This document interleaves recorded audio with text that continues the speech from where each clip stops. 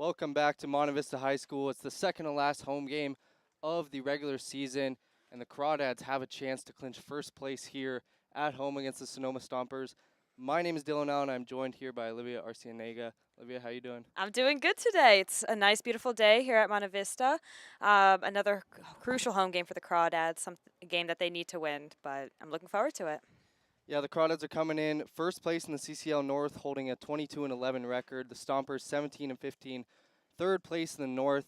Game time will be coming up shortly at 4 o'clock, about 13 minutes. As we said, a chance to clinch first place. They had a chance last night, but couldn't get it done against the Seagulls. They dropped 4-2. What were your thoughts about yesterday's game? Um, again, like you said, a tough loss for the Dads, but kind of, for lack of better terms, kind of a bleh loss. Like, I don't know, there wasn't really much to it. They had 7 hits to 2 runs. They had 9 strikeouts. Kind of a tough game. We said it would have been nice to win yesterday, especially against the Seagulls team that we've done really well against this season. But yeah, would have been nice to know coming into this game and coming into the slow trip that we have first place clinched, knowing that we can host the playoffs on our own field. That sense of comfort would have been nice, but again, the Dads have a chance to get it done today. You know, maybe they just want to do it at home. Maybe they just want to do it at home, make it a little bit more special. Exactly. But I agree, it would have been nice, but they have a chance here, so they would love to do it here and not have to wait until they go down to San Luis Obispo. Tomorrow and Saturday, they will play the Blues. The Blues are currently 2.5 games behind the Crawdads. The Stompers 4.5 games in third place, and the San Francisco Seagulls actually are kind of coming up after that win. They are 6 games behind and have a shot at the 3 seed behind the Stompers, but it really just depends. There's 4 games left in the CCL regular season, and first place, I cannot emphasize how important it is. You get home field advantage. You get a bye in the quarterfinals. It is massive for rest purposes, for pitching purposes. You get Monday off. The semifinals would happen Tuesday. It would be the 2-3 seed playing at the home of the 2 seed, and then the winner of that would travel to potentially here, the 1 seed. And I mean, it's massive, you know? Yeah, it's a huge deal, and especially if the Dads don't come out with it today, it makes these slow games coming up tomorrow and Saturday that much more important. The Blues will have another chance to possibly take first place. Just gets a bit closer to them. There will be a lot more riding on those games, again, if we don't come out with it today. But, again, now a lot riding on it for the Stompers, now that the Seagulls can make the playoffs, creeping up into that 3rd spot, looking to take over. So the Stompers need this win just as much as the Dads do today. As much as we'd love to clinch that first place, the Stompers would like a chance to hold on to that second, stop the Seagulls from coming up. So a lot riding on the game for both teams today. Absolutely. The race has definitely narrowed. You know, 2 weeks ago, it didn't look as narrow as it does now. And really, the Crawdads offense is part of that reason. They have been very stagnant recently. Only 14 runs scored in their last 4 games. Just for comparison, on the 5th game ago, against the Legends, they scored 14 runs. So it's since that game, they have only scored the most runs they've put up is 5. It's just hasn't been a great last 4 games for the Crawdad offense. Just not a lot of competitive at bats. They're getting hits, but just not a lot of timely hits. I would have to agree with that. They're looking very stagnant. Like you just said, not a lot of competitive at-bats. Looking kind of in that end-of-the-season slump, which hopefully they look to break through today. But Camber yesterday in that game against the Seagulls was the only person with a multi-hit game. He went 2 for 4 at-bats. And the offense had 9 strikeouts and multiple double plays, to end some of the innings, which, again, is always tough. You're not giving a lot of your batters a chance to get up to the plate. A few outs called on stolen bases. Just looking a little bit sluggish, but hopefully they have 4 more regular season games, including today. So hopefully they can end the season with a bit more energy going into the playoffs. As we said, we talked about this yesterday, although actually I believe we did not have a pregame show yesterday. So we were thinking we were talking about it, but the pitching has been incredible for the Crawdads. And Delaney definitely had a very solid outing yesterday. He, a lot of weak contact. He kind of got unlucky in that first inning, but he did suffer the loss. But overall, pretty good. A solid day for Delaney on the mound. Yeah, I was going to say definitely very solid. He had 3 strikeouts yesterday. Like you said, he got pretty unlucky in the first inning, but it was good to watch some of the batters he was up against have a lot of weak hits, give the dad some easy outs to keep the game going. He did have to throw more pitches than needed, but he stayed in until the 5th inning, which was a pretty good day for Delaney, I would say. So he gets his rest as we have Gabe Tanner taking the mound today, which you'll discuss more later. But some of the other players I'd want to highlight include Isaiah Walker, who you will see is finally back in our lineup. He's been out of it since July 15th due to college visits. He took that 3-day break and then some to, see where he might potentially end up for this upcoming year. But good to see he's back in the lineup and looking to continue the streak he's had lately. In his first 98 at-bats, or in his first 24 games, he had no home runs. However, in his last 23 at-bats, or his last 5 games, he's had 2 home runs, a couple of doubles, and he's coming into this game second on the team for RBIs with 26 on the season. So definitely a name that the Crawdads are probably happy to have back in the lineup today. Will be starting at second base, his usual spot, as we'll read through in the lineup. And then another name, Aiden Camberg, somebody who who has been on fire lately. Do you want to take us through some of his stats? Yeah, Camberg's been really good recently. As we said, he had a multi-hit game yesterday. 2 solid line drives, 1 to center field, a double, and then a double to the left center field gap. He's 10 for 22 in his last 6 games. He's on the summer 6 for 15 against Sonoma, 2 doubles, 6 walks. He's played 5 games against them. He's just a really, really consistent player, a smooth swing, and to complement such a smooth and powerful swing, he is easily the most patient hitter on this Crawdads team. I mean, if he doesn't see strikes, if he's seeing balls, he's taking a walk, and he'll get on. That's why his OPS is so high, is because he doesn't make a whole lot of outs because he takes so many walks. That's why his on base percentage is so high. That's why his average is so high. It's very impressive. He is a stud, and he's only a sophomore. Definitely. Yeah. Speaking of, is one of those names you always see in the lineup for the most part. Yesterday, didn't play in the outfield, but coach still had him in as the designated hitter just because he's that crucial to the Dads lineup, that important. A very, very consistent player, which is something the Dads need right now. And speaking of the lineup, we're going to take you through who the Crawdads have starting for them today. Our starting pitcher today, as I mentioned earlier, is going to be Gabe Tanner. And then leading off for the Crawdads in right field is going to be Mark Walbert. And then familiarly in center field, we have Casey Cummings.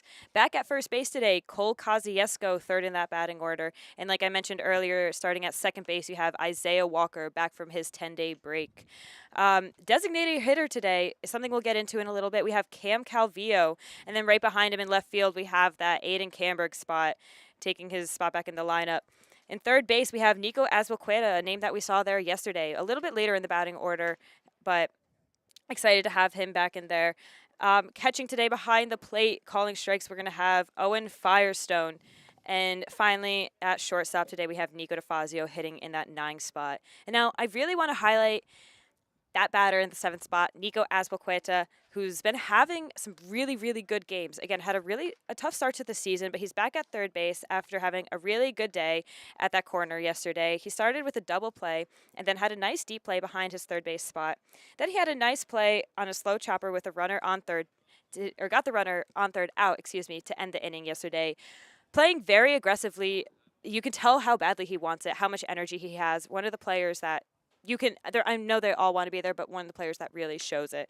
And then specifically against the Stompers, he's 500 with 3 home runs on the season against this team. Someone hitting very, very well. And in fact, last time we played the Stompers here at home, he was our player of the game. Again, playing fantastic. And so this seems to be his team. He's second on the team for home runs overall with 4 on the season. So hopefully he's looking to continue that streak today. And then, Dylan, is there anything else you notice in the lineup? I just want to touch on Azpilicueta. As you said, really good bat. He did not get a hit yesterday, but I'm excited to see him here at home. He's had a multi-home run game at home. He won player of the game, 2 home runs, and then I actually really like him at third base. We haven't seen a whole lot of him in there. He does play the corner of the infield, but just not a whole lot at third. But again, as you said, just a lot of really good plays yesterday. Very calm and not not cracking even when runner at third, a chance to score. He just stayed with it and made the throws, made the plays. So yeah, I'm excited to see him out there. Calvillo at DH.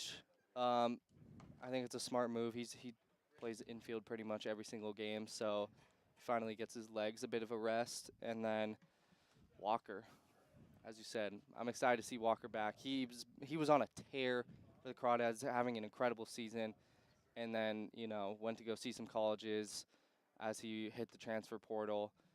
So yeah, I'm excited. It couldn't come at a better time for Isaiah Walker to be back with the first place clinch on the line. So yeah, I would agree. Yeah, and I think it's super important to notice that this is a long season for the Crawdads. Long season for the players. You're playing 6 games a week, every day, maybe an off day or two scattered here and there. But for players like Calvillo, Kosciuszko, DeFazio even, it's nice to see them get their days off. You saw DeFazio get a game off at Alameda.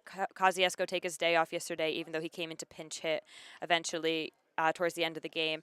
And then you see Cam Calvillo somewhat getting a day off today, but he's been all throughout the infield, third base, second base yesterday. So, again, very nice to see him at least getting some of a break, still making his impact as a designated hitter today, hopefully. But, yeah, again, good to see them getting their rest when needed. yeah, it'll just give his legs a little rest. Not having to be in the sun for 9 innings. He can sit in the shade, and then I would assume he'll be back in the infield for the Blues series.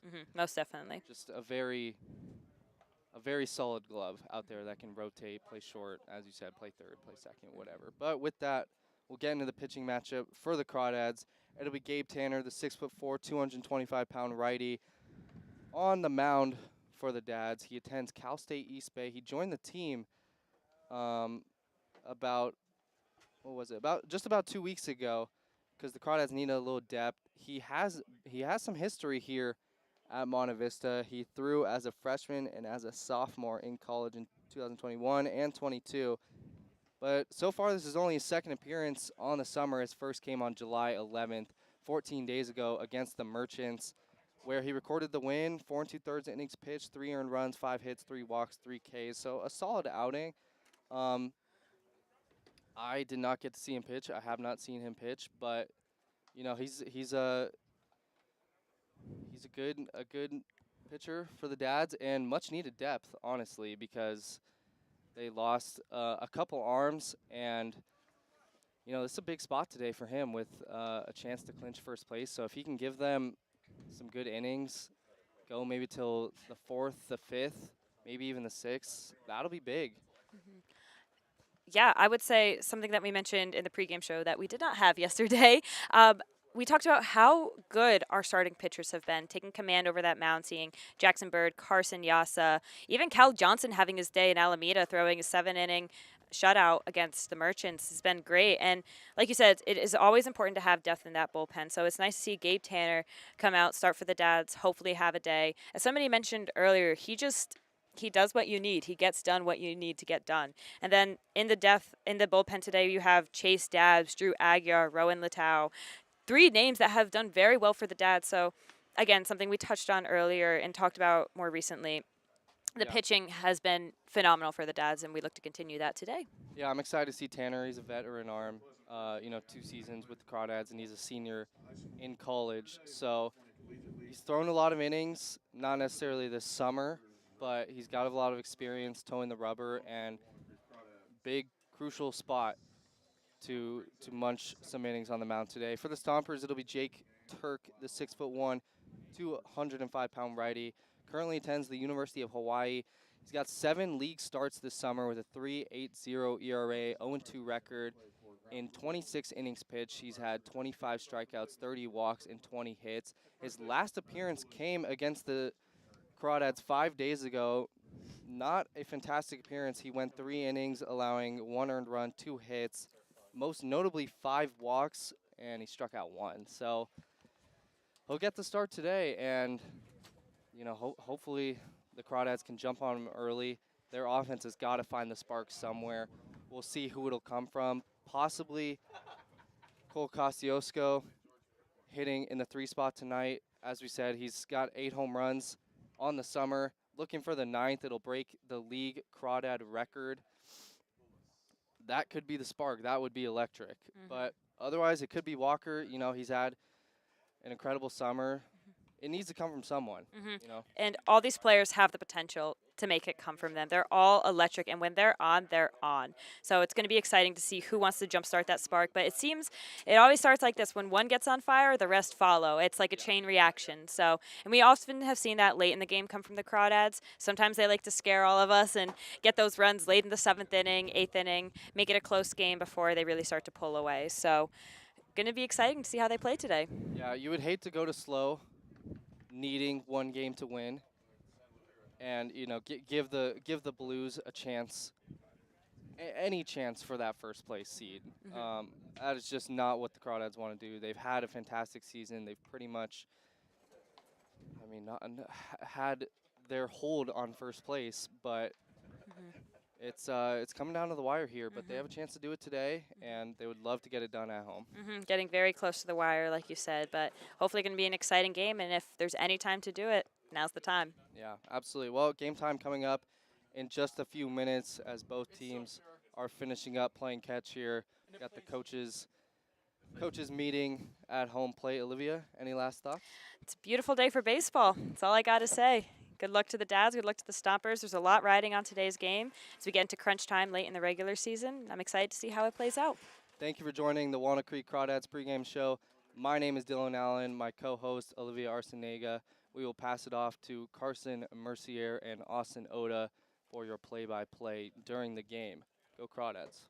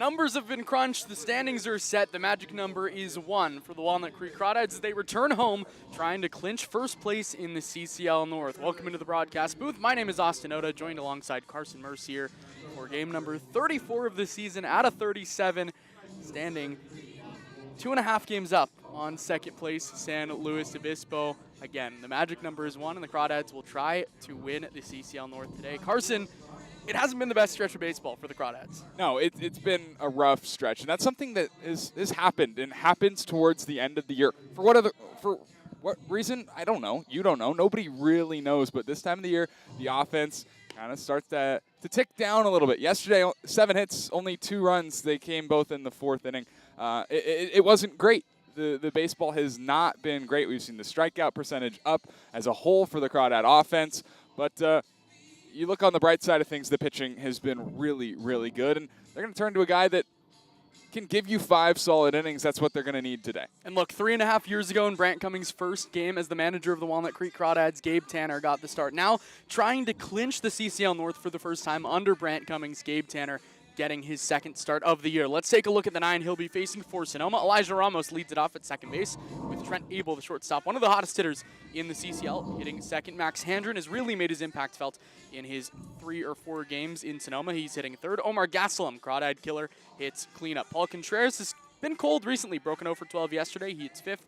DJ Scott, one of 3 new players at the bottom half of the lineup, plays right field, hits 6th. Joe Cardinale, the left fielder, bats 7th. Luke Rossi, Mr. Worldwide, hits 8th. And Chase Taylor rounds out the 9 against the righty Gabe Tanner. Gabe Tanner, 2nd start of the summer, 1-0, 5.78 ERA. The 4 2/3 innings, only 3 strikeouts, gave up 3 runs. They all came in 1 inning. He was really, really good in his last outing, his first outing against the Merchants. Expect more of the same from him today. The righty Tanner, the righty Ramos. First pitch, seconds away. We are underway as Tanner fires a fastball. Called a strike at the top of the zone. 4:12 p.m.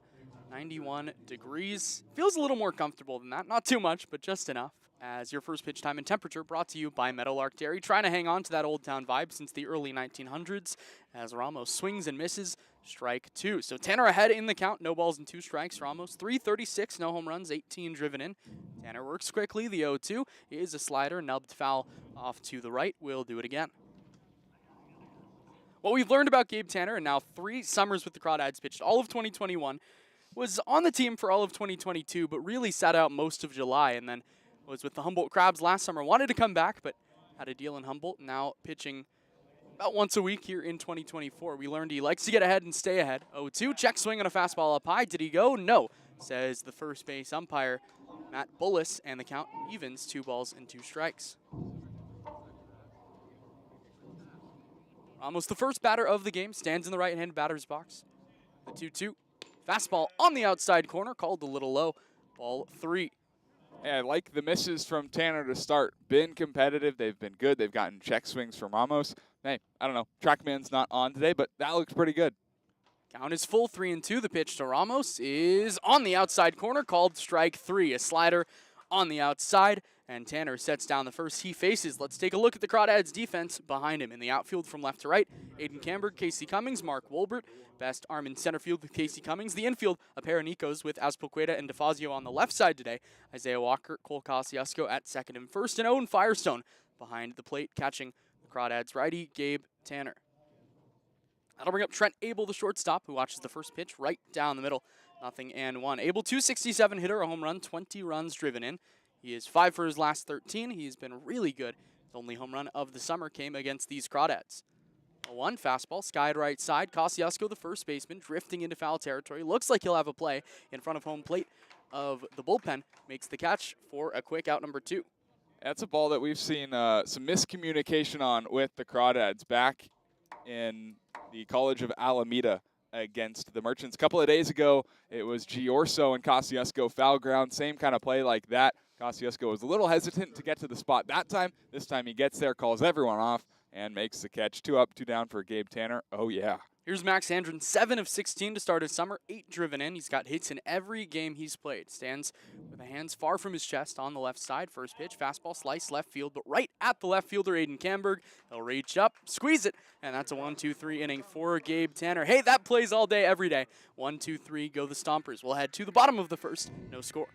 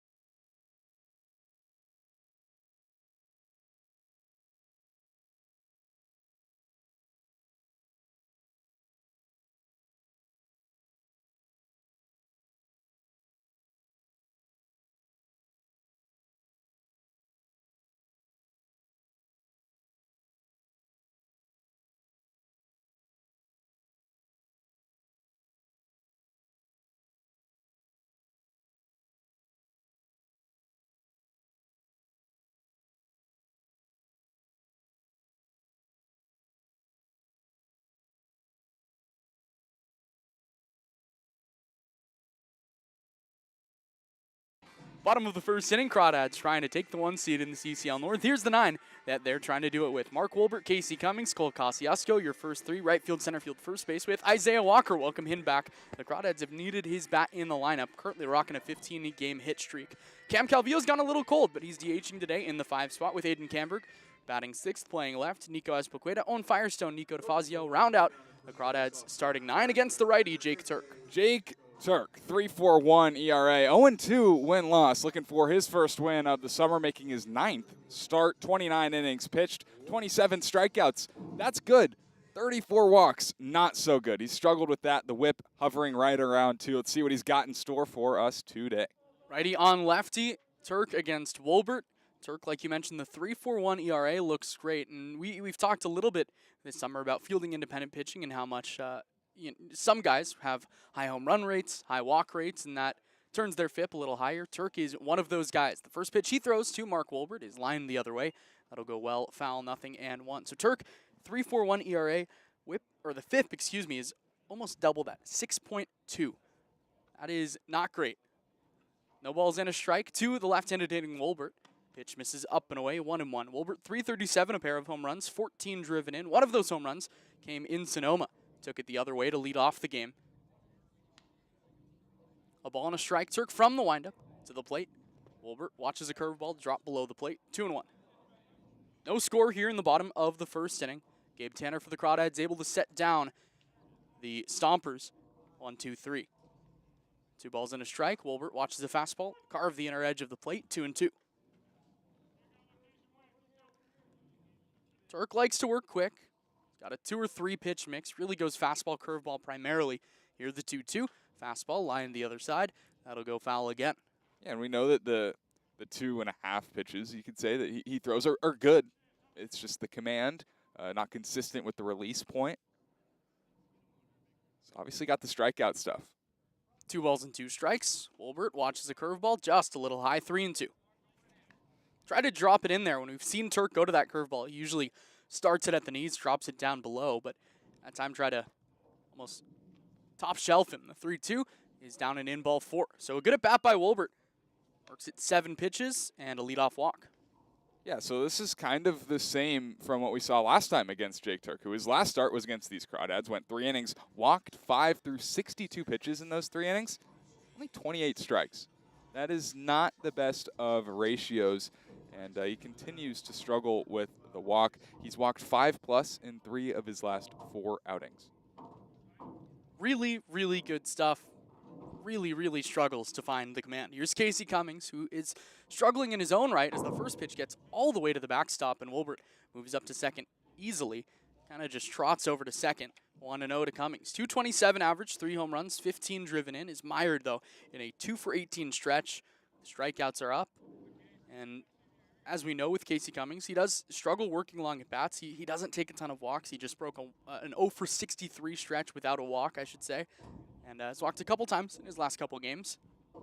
A ball and no strikes. Now a runner on second. The Crawdads would love to take advantage early as Cummings takes a fastball at the knees on the inside. 1-1.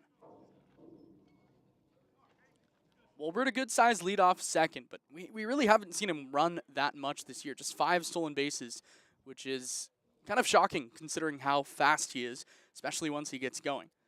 A ball and a strike. Turk set, looks to second, now delivers to the plate. Cummings off the fist to the left side, foul 1-2. Crawdads offense has struggled recently the last 4 games. When the Crawdads have gone just 2-2, the offense has not been great, looking to pick it up. Scored just 2 yesterday in San Francisco. Here back at the sunny confines of Monte Vista, trying to get on the board first. Ball, 2 strikes, no outs. Turk a long wait as Cummings stands ready in the right-handed batter's box. Turk comes set. Now the 1-2. Cummings lines at center field, medium deep. Taylor started back, now comes in, makes the catch. Bluffing at second is the runner Wolbert. He'll stop there. Yeah, kind of looked like this one just got in on the hands of Casey. Jammed him a little bit. Couldn't quite tell what the pitch was, but if he had gotten out in front of that a little bit more, I mean, we're looking at a gap shot, maybe a home run. Tough luck for Casey, who's just a little bit late. Here's Cole Kosciuszko. 321, 8 home runs, 38 driven in. Currently stands the single season leader for home runs for the Crawdads. 8 of them all in league play. Left-handed hitter. Runner on second is Wolbert. First pitch from Turk. Kosciuszko watches the fastball in under the armpits, 1-0. Cole came in as a pinch hitter yesterday, went 1 for 1 in the 9th inning. Grounded a single through the right side. Continues to swing it. A ball and no strikes from Turk. Looks to second 3 times, now to the plate with the 1-0. Kosciuszko, soft ground ball left side. Abel charges off his back foot, throws high to first, but Contreras digs it down, and Kosciuszko is retired on the other end. Moving up to third on the play is Mark Wolbert. All right, so at least it's not an empty out, but nice play. Trent Abel, slow ground ball to his right, kind of 5-6 hole. Never got through to the 5-6 hole, but able to cut it off, throw across in time. He continues to play a nice defense at shortstop, and here's Isaiah Walker. Welcome back. Yeah, Crawdads offense has needed this guy. 331, a pair of home runs, 29 driven in.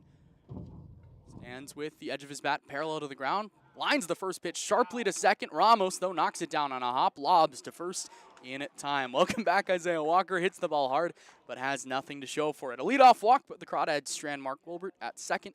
We'll head to the second as the Crawdads and Stompers are tied at 0.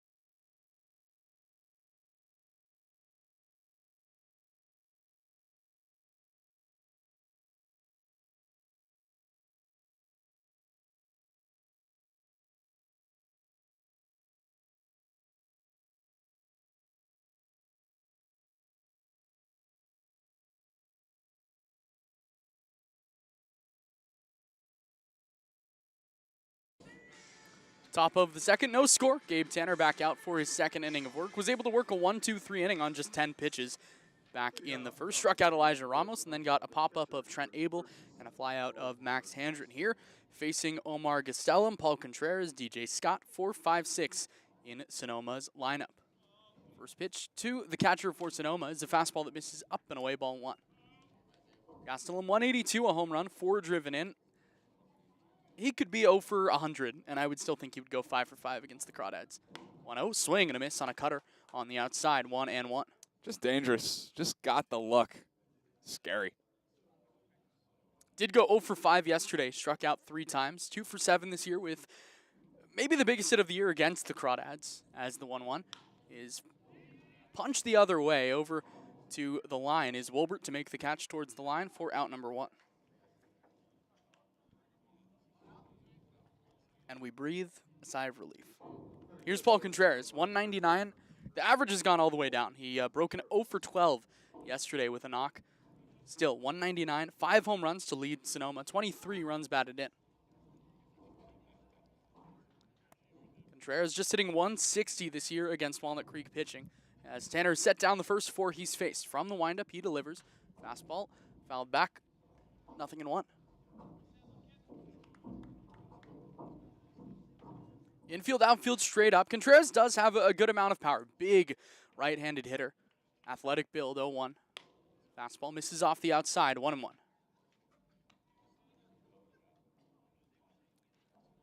Still scoreless here in the second. Tanner, again, has set down the first 4 he's faced. Looks in over the glove from the windup, delivers. Fastball popped up over our heads, 1-2. He's another one of the guys. I say it, I don't know, almost every game, but he's got the batter's presence. Good swing, right-handed hitter with power. We've seen what we need to see. Yeah, oh yeah. A ball, 2 strikes, 1 out. Here's Tanner's 1-2. Slider popped up right side. Over is the second baseman, Walker, just in the shade of the outfield grass. Reaches down to make the catch for out number 2. Just another little jam shot in on the hands of Contreras. Gabe Tanner got in on Gastelum too. And 5 up, 5 down. No hard contact. I mean, Max Handrens was hit pretty well, but I don't know, that's not really ever going to hurt you. Nice start. Here's DJ Scott, 250 on his young summer. Good morning, nothing in 1. That, get it? Right over it. A little over, a little high.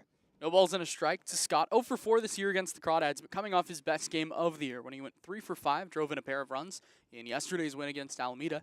Here he watches a fastball off the outside edge, 1-1. Crawdads nothing, Stompers nothing here in the second. Tanner stretches the arms over his head now. Readies. The 1-1 to Scott. Fastball line to left center field. That's going to drop for a base hit. Cummings over to his left, cuts it off as Scott stays planted at first base. And the first knock for either team is a DJ Scott single. Well, there goes the no-hitter, the perfect game. With one swing of the bat, DJ Scott had game of his summer yesterday against the Merchants, 3 for 5 day. Continues to stay hot. This is sharp liner.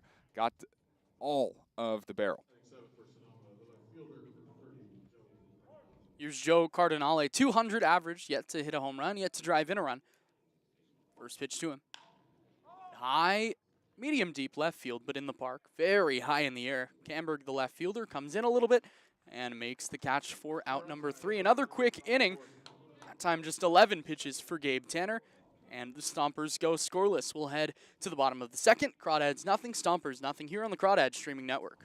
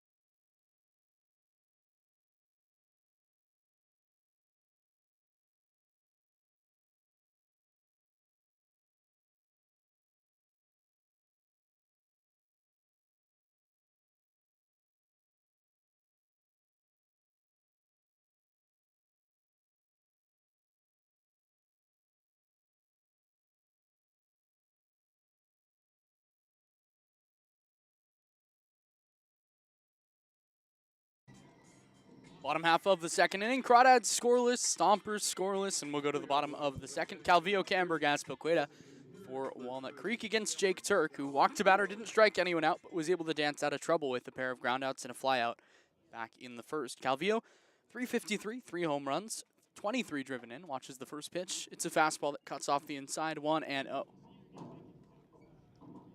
It has not been the Cam Calvillo that we've gotten used to seeing over the last couple summers. Of late, 2 for his last 11, 4 strikeouts as he watches the curveball miss a little high, 2-0. And, you know, 4 strikeouts, 11 at-bats, never pretty. But when you're Cam Calvillo, who struck out 4 times in 100-something at-bats to start the year. 2-0, slider, high, tapper left side. Rossi fields over the third base bag in foul ground. 2-1. Okay. Yeah, take that. I don't know, looked like a 50-50 ball. But Eric Thompson, the third base umpire, right on the line. So he had the call. We'll trust him. Yeah, definitely a better angle than we had. And I know that Cam wants that one back. Just trying to get the barrel on the ball and, not strike out. Yeah, you said it. You had 3 at-bats, or 3 strikeouts, I should say, until about a week ago. Has 4 in the last 2 or 3 games that he's played. So he's cold. And we haven't really seen this at all in 3 summers with the Crawdads. 2 balls and a strike to him here. Turk, a long windup, misses high and tight, spins Calvillo back. 3 balls and a strike. That is scary. Yep, not intentional. No chance it's intentional, but it's scary. High 80s fastball, up by the chin. I would not be able to get in the box that quick. Cam's back in. Open stance, the 3-1 from Turk. Is a tapper over the mound, charging the shortstop Abel. Third baseman Rossi gloves, throws on the run to first, wide of first. And Calvillo is able to beat it out for an infield single. Yeah, slump buster. Why not? Sometimes it takes a slowly hit, soft, broken bat, ground ball, anything. And, just he's able to run it out. Saw him get a little bloop base hit yesterday. Maybe he can start finding the barrel in his next at-bats, but he'll take it. Absolutely. Leadoff single for maybe one of the, let's say, one of the best hitters in the CCL. Aiden Camberg, 341 average, 2 home runs, 12 driven in. A guy that never really needs a slump buster because, you know what, he doesn't really slump. Calvillo, a decent-sized leadoff first, extends a little bit as Camberg watches a fastball down and away, 1-0. Camberg 2 for 4 yesterday, the only hitter with any success, any sustained success against Seagull's pitching. Overall, average over 340, OPS over 1050. He's been really good. 1-0, way outside 2-0. There's a couple things you can do, right, to improve your success when you put the ball in play and your batting average on balls in play. It's walk, don't strike out, hit home runs. And Aiden Camberg does all 3. It's kind of the magic formula for success. 2 balls and no strikes. Camberg lines this the other way. Foul over the Stompers bullpen, 2-1. Just such a fun at bat to watch. I'm certain it's not fun to pitch to him because he doesn't chase, doesn't really strike out ever, and fouls off tough pitches. Waits till he gets a good one, and then he just hammers it. 2-1. Fastball off the inside, 3-1. Turk does have a tendency, as we've mentioned, to fall behind hitters. The league really just hasn't had success with it. He falls behind a good amount, 2-0, 3-1. And again, just a 3.4 ERA coming into today. 3 balls and a strike to Camberg. Pitch. High, center field, medium deep. Chase Taylor, the center fielder, ranges over, makes the catch for out number 1. It's the 3rd ball in 3 days where we've said Aiden Camberg just got under it. Yeah, the swing looked good. I think he caught barrel just a little bit underneath and skied it. Here's Nico Azpilicueta, 250 average, 4 home runs, 17 driven in. 3 of his home runs this summer have come against this Sonoma team. He has been a stomper. It's here with the runner on first, 1 out. No score in the second. First pitch to Azpilicueta. Fastball right down the middle at the knees, 0-1. It's a pitch that he's going to want back. Middle heater. Oh, should be licking your chops on that thing.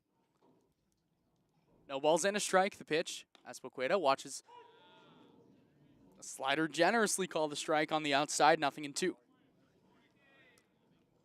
That one looked about 5 or 6 balls off the outside, and George Kirkland gave the call. So Azpilicueta going to have to battle back from down 0-2. Turk looking for strikeout number 1. Here's the pitch. Slider down and away. Blocked by Gastelum. Calvillo up and running for second. The throw not in time. Calvillo in at second on the wild pitch. He'll take them. He'll take those free 90s. Now a base hit scores Cam. He's got the good speed. Second wild pitch of the day. Always something to keep an eye out for with Jake Turk. 1 ball, 2 strikes, 1 out. Crawdads looking to draw first blood. Calvillo on second. Azpilicueta at the dish. Turk steps back onto the rubber. Azpilicueta ready. Turk still waiting for the sign he likes from Gastelum. Now he comes set. The 1-2. Slider tapped high, chopper left side. Abel, the shortstop, cuts it off. Will fire to third. Calvillo caught in a pickle. Rossi, the third baseman, has it. Now fakes the tag and spins around, tags Calvillo. And that is a brutal out number 2. Yeah, you never want to make the first, third. Well, you never want to make an out on the bases. And that's what Cam just did. Tried to get a little too aggressive. I like the vision. I see it. Just got to be a little bit more careful. And that's a heads-up play by Trent Abel. Go in that direction with the ball in play. And Rossi, a nice job to apply the tag. The Crawdads still scoreless here in the second. That'll bring up Owen Firestone. 212, average, no home runs. 2 runs driven in. Righty on righty. Turk to the plate. First pitch. Firestone watches the fastball down low. 1-0.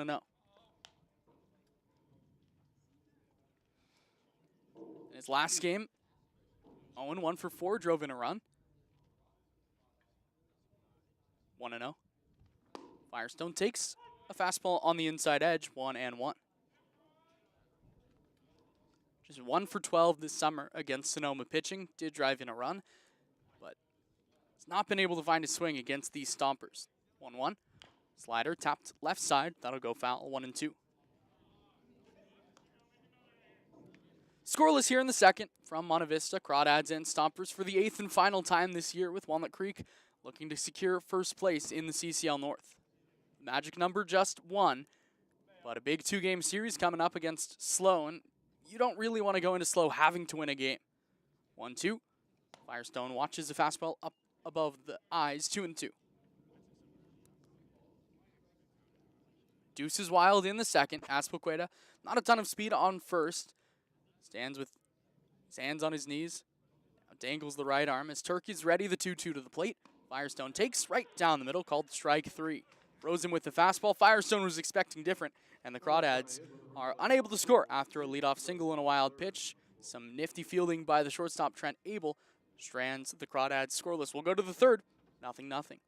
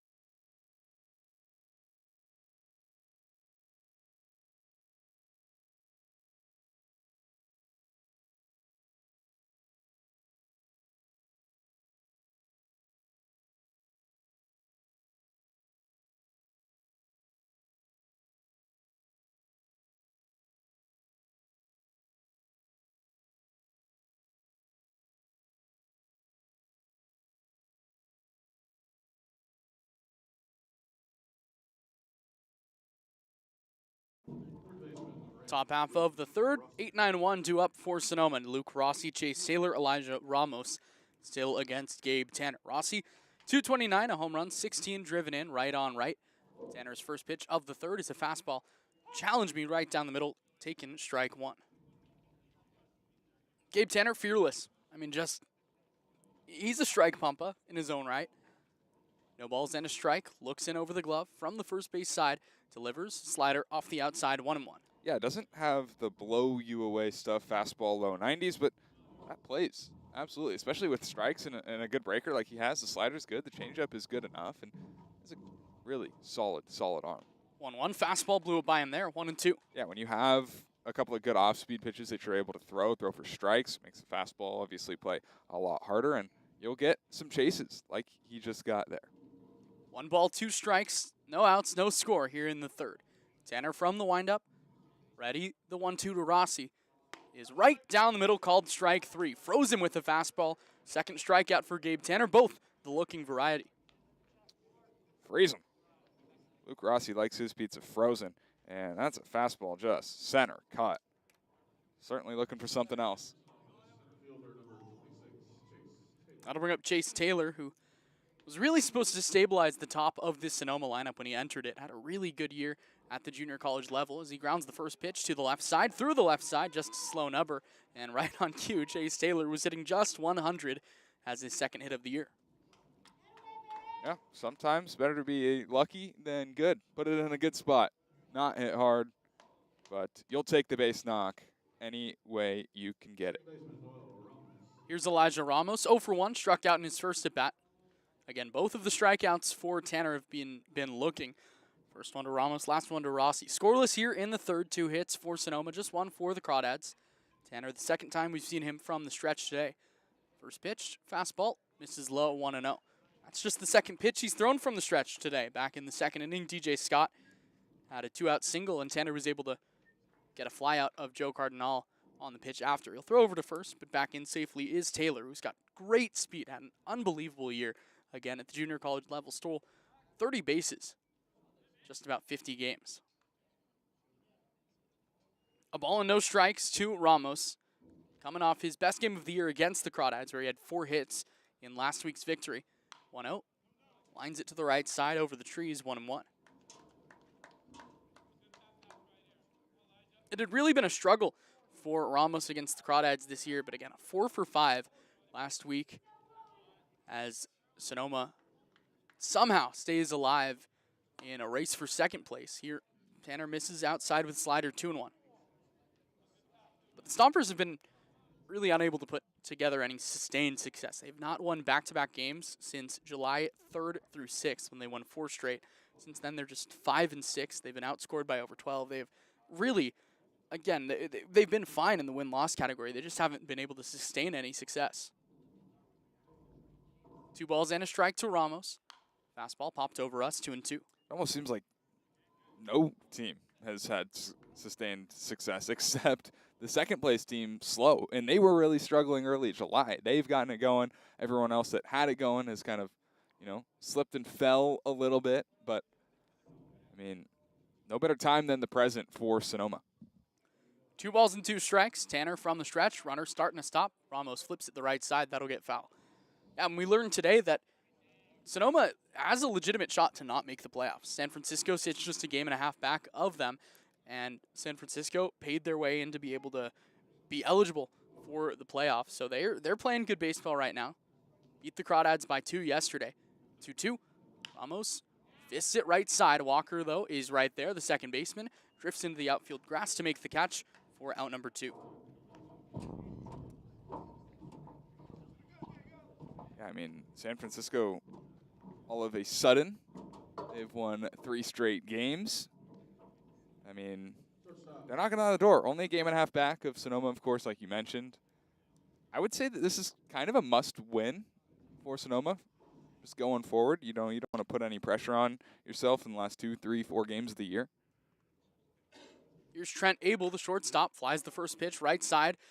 Over is Wolbert. Playable, it looks like it will be caught by Wolbert in the outfield grass by the bullpen for out number 3. So the runner was going on the play, but Wolbert's able to retire. Trent able to end the inning.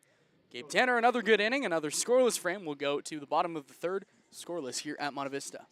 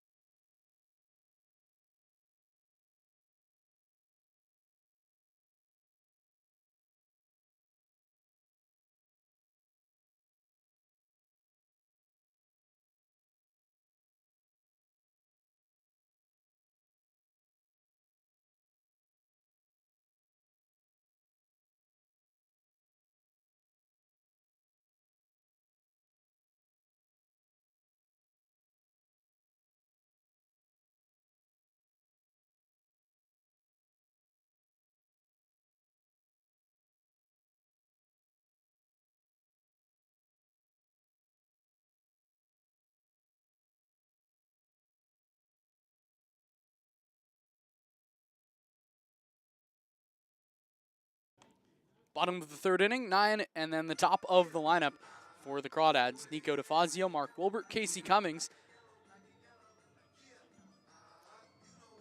I got confused for a second because I heard black and yellow. I thought I had it in wrong. But no, this is Nico DeFazio, who will now step in the right-handed batter's box. 250 average, a home run, 9 driven in for DeFazio.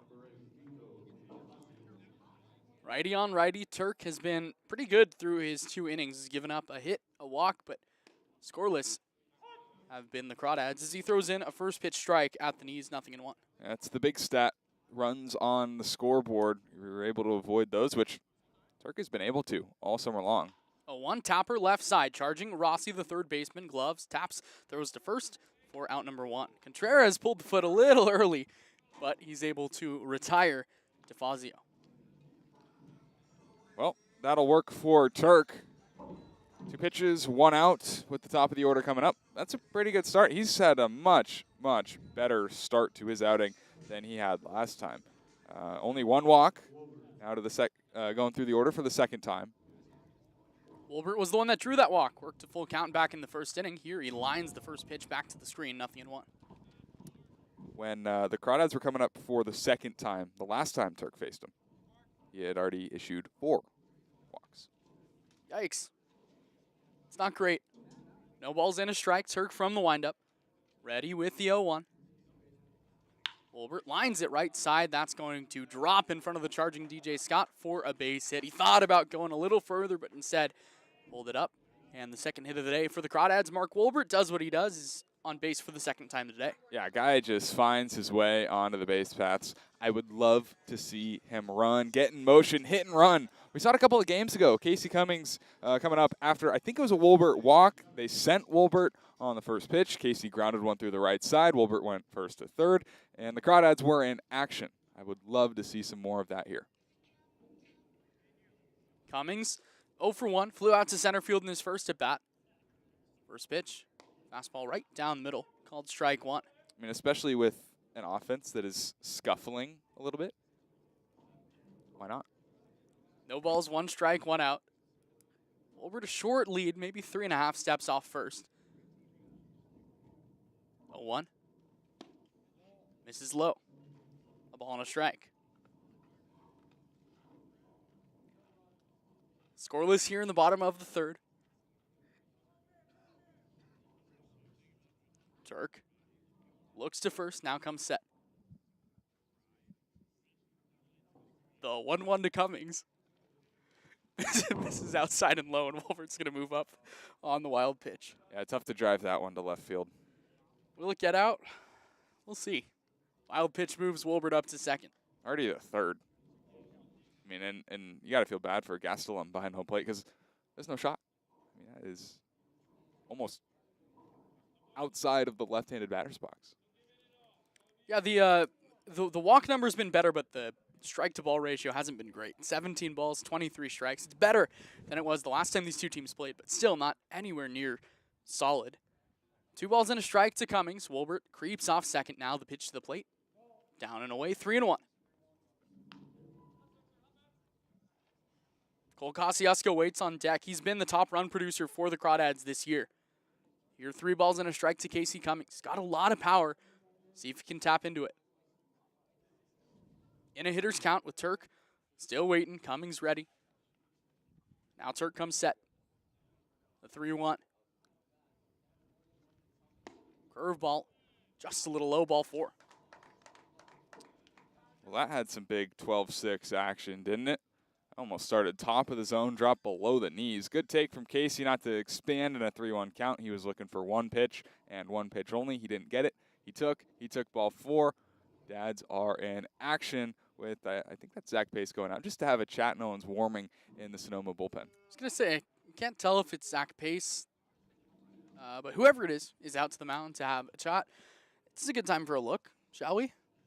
Let's look around. The CCL is brought to you by American Stage Tours. Small enough to care, large enough to compete. Only 3 games in the CCL today. This one you're listening to tied at 0 in the bottom of the third, but the Crawdads have their best scoring opportunity of the day.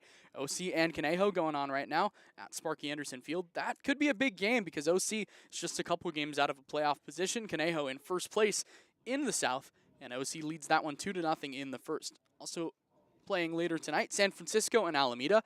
And look, if the Crawdads win today and San Francisco wins that one, all of a sudden they're just a half game out in the CCL North. And that was not something we were expecting from San Francisco. Things are getting interesting. Slow, 8 straight. Menlo Park, 12 straight. But not the good variety. Here's Cole Kosciuszko, 0 for 1 with the ground out on his day. First pitch to him. Fastball skips in, good block by Gastelum, 1-0. Yeah, that's awesome. That is really, really awesome. A lot of work it takes to be a catcher, and Gastelum keeps the runners where you are. You got to tip your cap to that. Wolbert singled, he's on second. Cummings walked, he's on first. Neither runner being held on, so a huge lead off first base for Casey Cummings. A ball and no strikes to call. Cole Kosciuszko, 1-0. Fastball sliced left side, that'll get foul, 1-1. Crawdads nothing, Stompers nothing here in the third. Turk wipes the sweat from the top of his forehead, now comes set. Great speed on the bases for the Crawdads. The infield, outfield straight up with the shortstop Abel, shading behind the runner on second. 1-1. Kosciuszko lines it the other way. That'll get foul again, 1-2. Gosh, that is a good pitch to mash. And Kosciuszko just a little bit late. Got the good swing off, but couldn't quite catch up to the heater. There's some action in the bullpen for Sonoma. Looks like the righty Zach Borman. A ball and 2 strikes to Kosciuszko. Turk set. Looks to second twice. As the shortstop Abel creeps back. Now the 1-2. Misses up and away with the fastball, 2-2. Just 2 hits for both sides, but the Crawdads, the best scoring opportunity either team has had today. 2 balls, 2 strikes and out here in the third. Wolvert and Cummings, the base runners with good speed both ways. Turk ready. Looks to second, now the 2-2. Kosciuszko takes the slider up and away, 3-2. It's a good take. It is a good idea from Jake Turk, trying to catch the back door with the slider. Just misses a little bit high, a little bit out. That will have a payoff. See if there's any movement on the base paths. Good speed both ways. The 3-2. Runners stay. Pitch down and in. Ball 4. Back-to-back walks for Jake Turk. The bases are loaded for Isaiah Walker. All right. The script writers, they were in their bag. First game back. Bases loaded. 1 out. Big spot. Walker's been flashing some pop. At least he was before he had his week or so off. Let's see if he can continue with the power stroke. Hit a ball hard in his last at-bat. Wolbert on third, Cummings on second, Kosciuszko on first. Walker, as you mentioned, lined a ball to second in his first at-bat, but is 0 for 1. First pitch. In towards the hands, 1-0. I mean, and he's looking like he wants to swing. Checked his swing on that one. It was well inside. Swung first pitch in his last at-bat. He wants to be aggressive, and I love it. Corners are in for Sonoma with the middle back. The 1-0. Walker takes down and away ball 2, and all of a sudden, Turk can't find the strike zone. It's all about consistent release point, and it's been anything but consistent in the last few batters. Missing all over the place. It's not a consistent miss, and that's how you know something's really off. 2 balls and no strikes. The pitch to Walker. Fastball swung on and missed off the inside, 2-1. That is a cut and a half. Good swing, just a little late. No score here in the bottom of the third. Bases loaded for Walnut Creek. We saw a bases loaded, no out opportunity squandered yesterday. The 2-1. Walker grounds it left side. Charging. Rossi goes to second 1. Ramos flubs the ball. A run comes home to score. Walker reaches first, and the Crawdads lead 1-0. Yeah, no error there. Fielder's choice. I'm sure early in the ballgame, Sonoma will take the out for the run, but still a scoring opportunity and a good one for the Crawdads. Looked for a second like Sonoma was going to be able to go around the horn and turn the double play. Instead, the Crawdads get their first run of the game. I'll bring up Cam Calvillo. Calvillo 1 for 1 with a single. Crawdads now lead 1-0. First pitch to him with runners on the corners is on the inside, called the strike. We've seen in this situation a lot. Runners on the corners, 2 outs. Grant Cummings calls for the double steal. So Walker on first would be on the move and at the very least try to get in a rundown for Cummings on third to be able to score. See what he goes to here. No balls and a strike. Walker stays. Pitch is off the outside, 1-1. No movement in the Crawdads bullpen. Still Borman getting ready for Sonoma. The ball and a strike. Walnut Creek now leads 1-0. Turk set. The 1-1. Calvillo takes up and out with a slider, 2-1.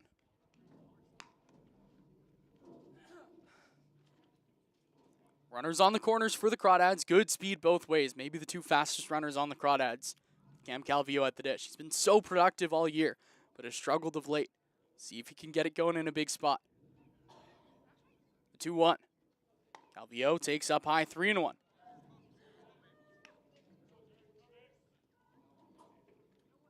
This will be pitch number 24 in the inning for Jake Turk. Pitch number 57 overall. He's really labored through this frame. 3 balls and a strike to Calvillo. See if he gets the green light with 2 outs in the third. Turk set. 3-1. Misses up and away, ball 4. 4th walk of the afternoon. I would not be surprised to see the hook right here. Just a tough inning. I guess not. Looked like Pace was edge of the dugout. Kind of trying to creep towards the mound, but Turk's going to get at least one more batter. Make him pay. And if anyone's going to make him pay, it's Aiden Camberg. Yeah. Really good. Flew out to center field in his first at bat. Is seeing the ball well. Bases loaded, 2 outs. Cummings, Walker, Calvillo, your runners third to first. 1-0 Crawdads. You're in the third. The first pitch to Camberg.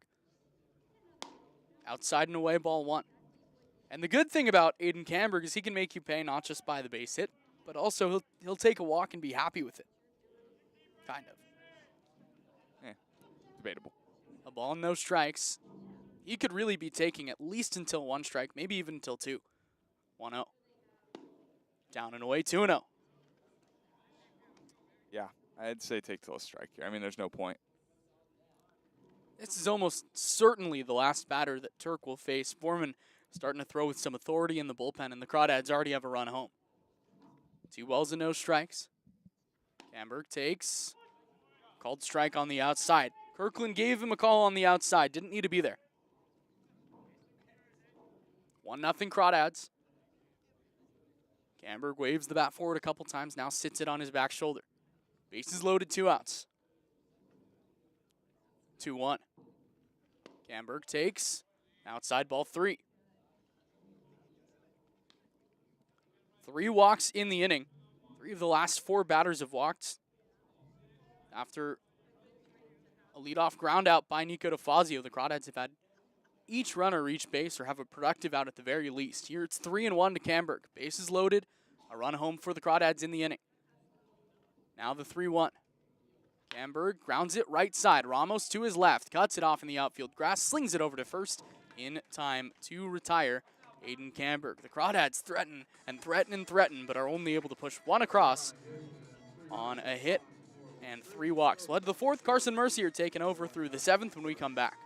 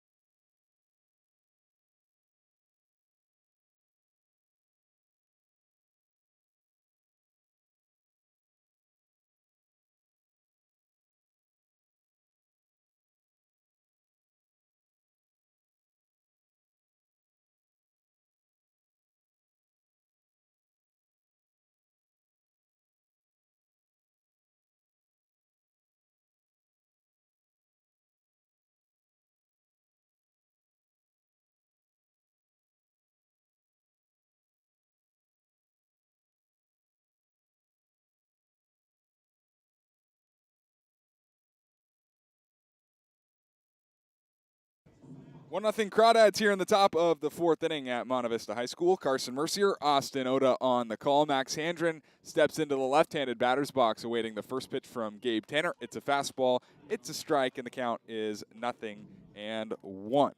Handren, Gastelum, Contreras for the Stompers, who trail 1-0 here in the top of the 4th inning. Tanner has been pretty awesome in his second start as a Crawdad. 0-1 pitch, big swing and a miss. And on a fastball up above the zone, and it's 0-2. Tanner started against the Merchants. That was a couple of weeks ago, and then today against the Stompers has been awesome. Tries the changeup this time, but misses arm side and low. It's 1-2. Handren, maybe the one truly squared up ball that the Stompers have today. It was a line out to left field to end the first inning. 1-2 pitch, fastball. Tanner climbed the ladder, but misses above the zone, and it's 2-2. I don't hate either of the misses. Changeup down, fastball up. All right, now tunnel it with something middle, and or something down and in. He's got the slider. He's got the changeup. He can go back to. Got a lot of pitches in that arsenal. Rocks and fires. 2-2 pitch. Taken. Strike 3. Third strikeout of the day for Gabe Tanner. It's the third looking strikeout and the first out here in the 4th. Yeah, frozen with the changeup. Just sat it right on the outside.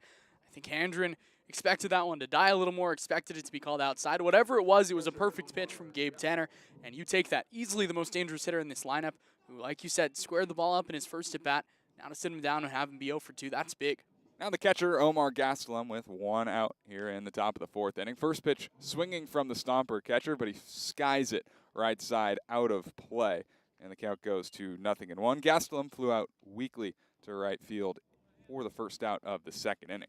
Tanner was awesome to start the day. I mean, he's been awesome throughout, but retired the first 5 batters that he'd faced. Gave up a 2-out single to DJ Scott. Didn't matter because Joe Cardinale flew out to left literally the next pitch. 0-1. Slider tapped foul in and out of Firestone's glove, and Gastelum is down in the count 0-2. Crawdads leading 1-0 after getting their run in the bottom of the 3rd inning. A walk, or a hit and 3 walks. It was a wild inning for Jake Turk, who started in the zone and slowly just struggled more and more as the inning went on. Here's the 0-2 pitch. It's a grounder to the left side.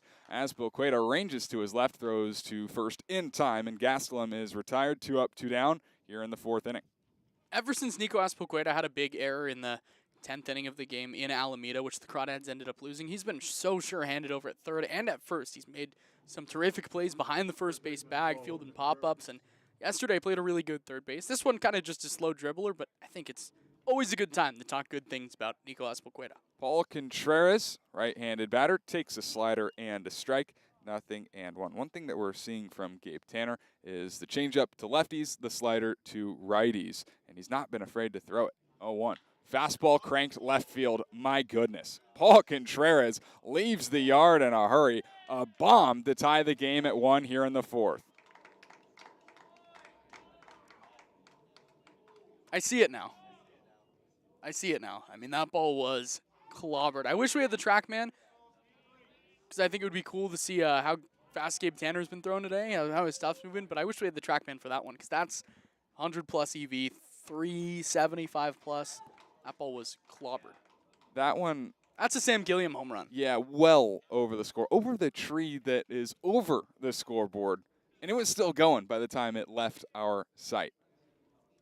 My goodness. His 6th home run of the year ties the game at 1 in the 4th inning. And really the first hard hit ball off of Gabe Tanner today. Here's DJ Scott, who takes a pitch in the dirt. It's 1-0. Scott singled, that was back in the 2nd. The first hit that the Stompers had. 1-0 from the righty Tanner. Fastball popped up and out of play straight back of home plate, and the count will even 1-1. Might be the hardest hit ball I've seen in 3 years. I mean, right as it left the bat. You know, it was a hanging slider, and Contreras didn't miss. 1-1 pitch. Slider flared off the other direction, well out of play, and Tanner's ahead 1-2. Scott hit a ball hard in his first at-bat, broke up what was a no-hitter at the time through, an inning and 2/3 with a line drive to center field. So he's seeing it well, especially after the 3 for 5 yesterday. It's definitely starting to come around. 1-2 pitch. Tanner working quickly, and the fastball misses low in the dirt, picked by Firestone back of home plate. Count evens, 2 balls, 2 strikes. 2 outs here, top of the 4th inning, in a 1-1 ball game. Crawdads Stompers facing off for the 8th and final time of the 2024 summer. 2-2 pitch lined off the hands into shallow center field. Out goes DeFazio on the run to make the catch for out number 3. Nice play from DeFazio, but Paul Contreras launches one to left field to tie the game at 1. Crawdads coming up for the home half of the 4th.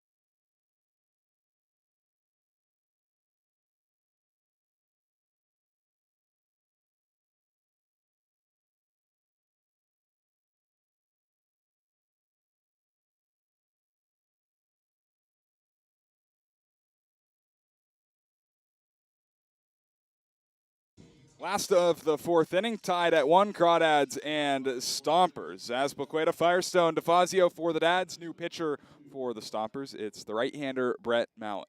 He's been good. 3 starts, 4.08 ERA, 18 strikeouts, 11 walks, 17 and 2/3 innings. Hits are a little high, but he's been terrific in league play. Azpilicueta, first pitch swinging, kind of a late swing and a ground ball to the right side. Contreras gloves it, underhand flip to the covering Mallett at first. 1 pitch, 1 out. A nice start for Brett Mallett. Okay, Paul Contreras. Haven't seen him play first base yet this year, but he was taking grounders over at first before the game, I should say. He was, shagging in batting practice, and he makes it look pretty easy there.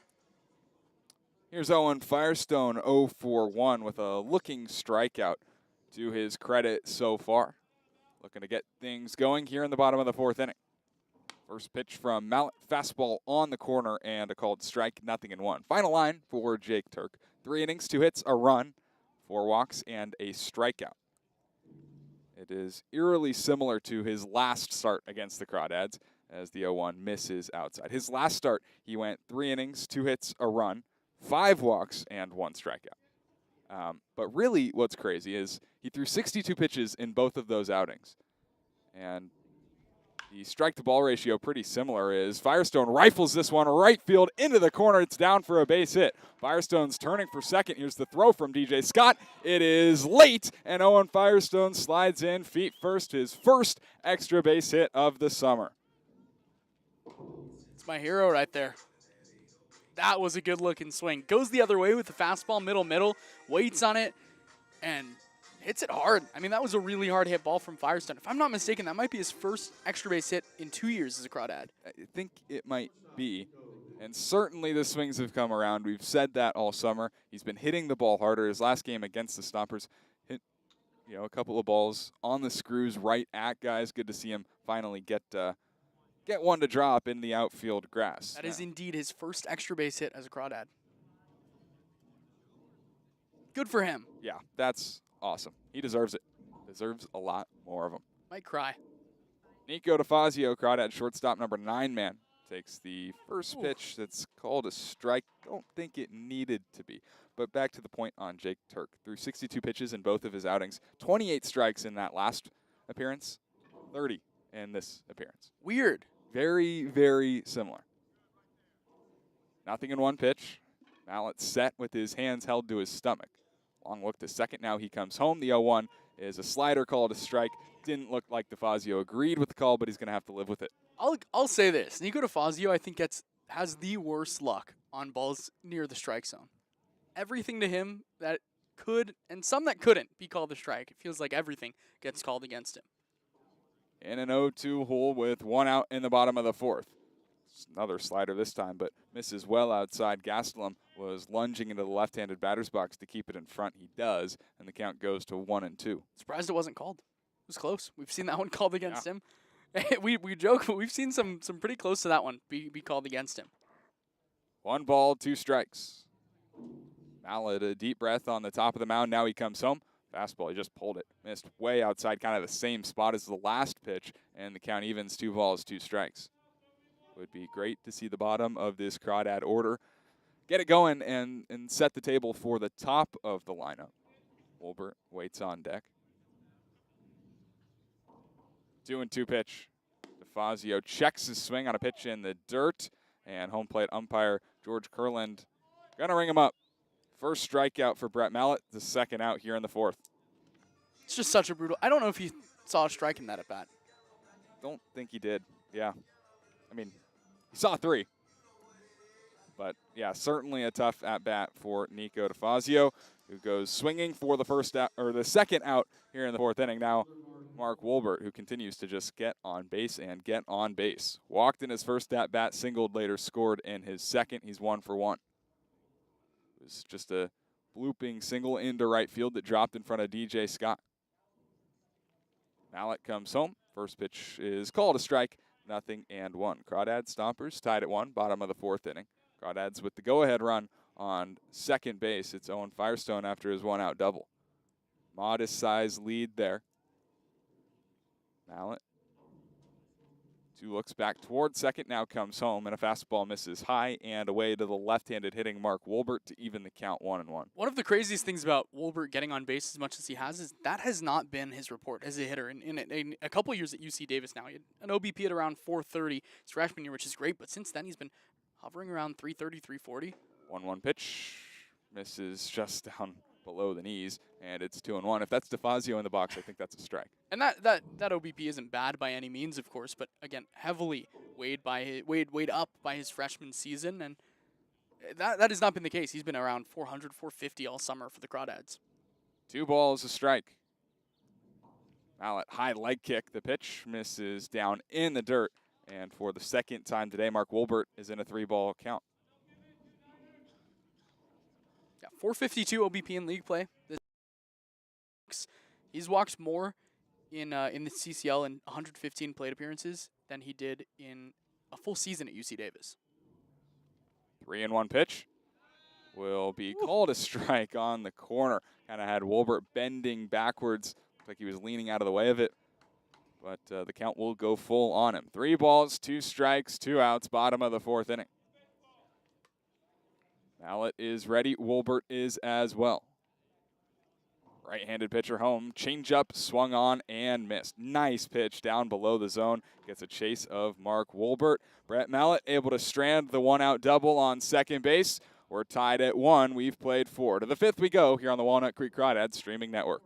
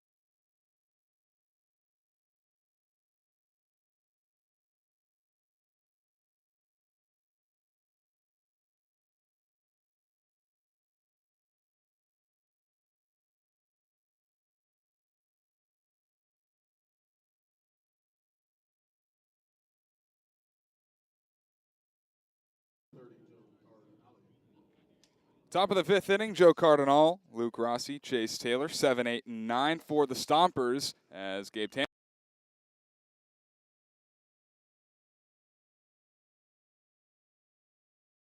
1-0 the count. 1-1 the score between the Crawdads and Stompers. 1-0 pitch, hit on the ground, 3 hops for DeFazio. Has to wait for a nice little cherry hop, slings it over to first, and gets Cardinal by about a step. 6-3 for the first out of the 5th inning.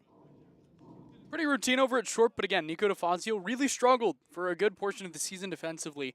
Made the acrobatic plays, but it was some of the routine ones that he almost had too much time on. That has not been the case recently. He's really settled down. Both him and Ben Royo have taken a real step up on the defensive end. So 2 pitches, 1 out now, the third baseman, Luke Rossi. Right-handed batter. Tanner, the right-hander, delivers a first pitch, popped up mile high, just back of the infield. Walker back now onto the infield dirt, makes the catch. 2 up, 2 down for Gabe Tanner. And after easily his longest inning of the day back in the 4th, getting 2 up, 2 down on 3 pitches is a blessing. Yeah, through 15 pitches in the 4th, 12 in the 3rd, 11 in the 2nd, 10 in the 1st. Been very, very efficient. We'll have the number 9 man, Chase Taylor. Stompers center fielder, left-handed batter. Open stance as the first pitch misses by the hands, 1-0. I got to see Chase Taylor out in center field before the game today. I'll tell you, he looks almost exactly like Sean Fitzpatrick. 1-0. Fastball. Not sure where it missed. Maybe a little low. And it's 2-0. Like the facial features. Yeah. I can see the hair kind of coming out of the back. The hair was a big part, and the facial features, just something about him. Looked a little Fitzy-ish. 2-0 count. Tanner kicks and fires. Fastball perfectly located on the outer corner, and a called strike, 2-1. Mac, our PA, just said Fitzy had the do. That's exactly what it was. He had the flow. The flow was there. The flow was flowing. Sean, we miss you. We do. 2 balls, a strike. And the pitch misses outside. Sean with the Hyannis Harborhawks in the Cape Cod Baseball League. Having an awesome summer. He was an all-star. Couldn't happen to a better kid. Arizona State legend. 3-1 count. Fastball misses down and outside. First walk of the day for Gabe Tanner is a 2-out walk of Chase Taylor to bring up the top of the lineup. 2-out walks never great, especially when you get the first 2 so quickly, but Gabe Tanner knows this is his inning. I will say, good news for Gabe Tanner is he's been able to settle in, because we've seen a couple times, or I should say we have seen in the past, when Tanner's given up some of those big flies, some big innings, he's been unable to bounce back from it, but he's looked good since the home run. Elijah Ramos, right-hand batter, stands in. First pitch called strike. Runner goes. Throw to second. Little high. Nice acrobatic attempt to apply the tag by Isaiah Walker, but really just had no chance. It'll be a stolen base for Chase Taylor, and the Stompers have a runner on second with 1 out, or 2 outs. It's the first time today a runner has been standing in scoring position. Of course, Paul Contreras homered to bring in the only run, but Gabe's been really good at keeping runners off the base paths. Pitch was a strike, so Ramos in an 0-1 hole. 0-1 pitch misses in the dirt, blocked by Firestone. Had to slide a bit to his left, and the count will even 1-1. Ramos, so for 2 today. Strikeout in the first, and a pop-up to the second baseman, Isaiah Walker, in the 3rd. Walks had a good amount of action, a lot of righties in this lineup, and Tanner going in on the fists. Ball game tied up at 1 here in the top of the 5th inning. Stompers looking to strike and get on top as this one's hit pretty well left field. Camberg racing straight back up against the wall. He looks up, and it's gone. A 2-run shot for Elijah Ramos, his first of the summer, and the Stompers lead 3-1 here in the 5th. The Stompers team is really not known as a power hitting team, slugging just over 300 on the year, but it's something about these Crawdads. 2 of their home runs, now 4 of their home runs on the year have come against Walnut Creek. They've had the extra base hit power, Omar Gastelum, of course, and that one a big fly. Ramos, not a power hitter, but sits on a pitch middle, and does exactly what you're supposed to with it. Both homers have come with 2 outs in the inning. Gabe Tanner's been good, but the homers have been a problem. Now first pitch swing for Trent Abel. This one's destined for the gap. Off the top of the wall. Camberg, he thought that was another homer. Cruising into second base is Trent Abel. Back-to-back extra base hits. Runner on second with 2 outs. Just like I was talking about, some loud contact, Tanner. When things are going right, things are going really right. But sometimes things go a little bit wrong, and then they start to slip. And now it's up to Tanner, and Firestone, the catcher, goes out and talks to him. But now it's up to Tanner to really lock it back in here. The runner on second and 2 outs. It's Max Handren, who's 0 for 2 today. Certainly the most dangerous bat in this Stompers lineup. Sonoma now leading 3-1, top of the 5th inning, but a chance to keep adding on. First pitch, swinging a vicious swing from Handren, but he fouls it off the other way. I think Tanner got a little lucky on that one. A fastball, middle, maybe middle in, kind of in Handren's wheelhouse, and just unable to get in front of it enough. Hit it the other way, but I wouldn't leave him that pitch again. No balls, a strike. Tanner working from the stretch. Here's the pitch. Fastball misses down below the zone, and it's 1-1. Things all started with a 2-out walk of the number 9 man in the lineup, Chase Taylor. Stole second base, then the homer, then the able double. 1-1 pitch. Up and away, 2 balls and a strike. No action in the Crawdad bullpen. Some guys just soaking in the sun, although they're in the shade. They're enjoying the nice day.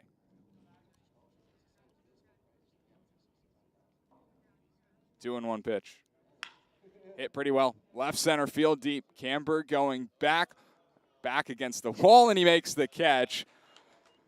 Almost another. Max Handren got a good piece, gave it a ride, but didn't have enough. 3-1 Stompers as we go to the bottom of the 5th.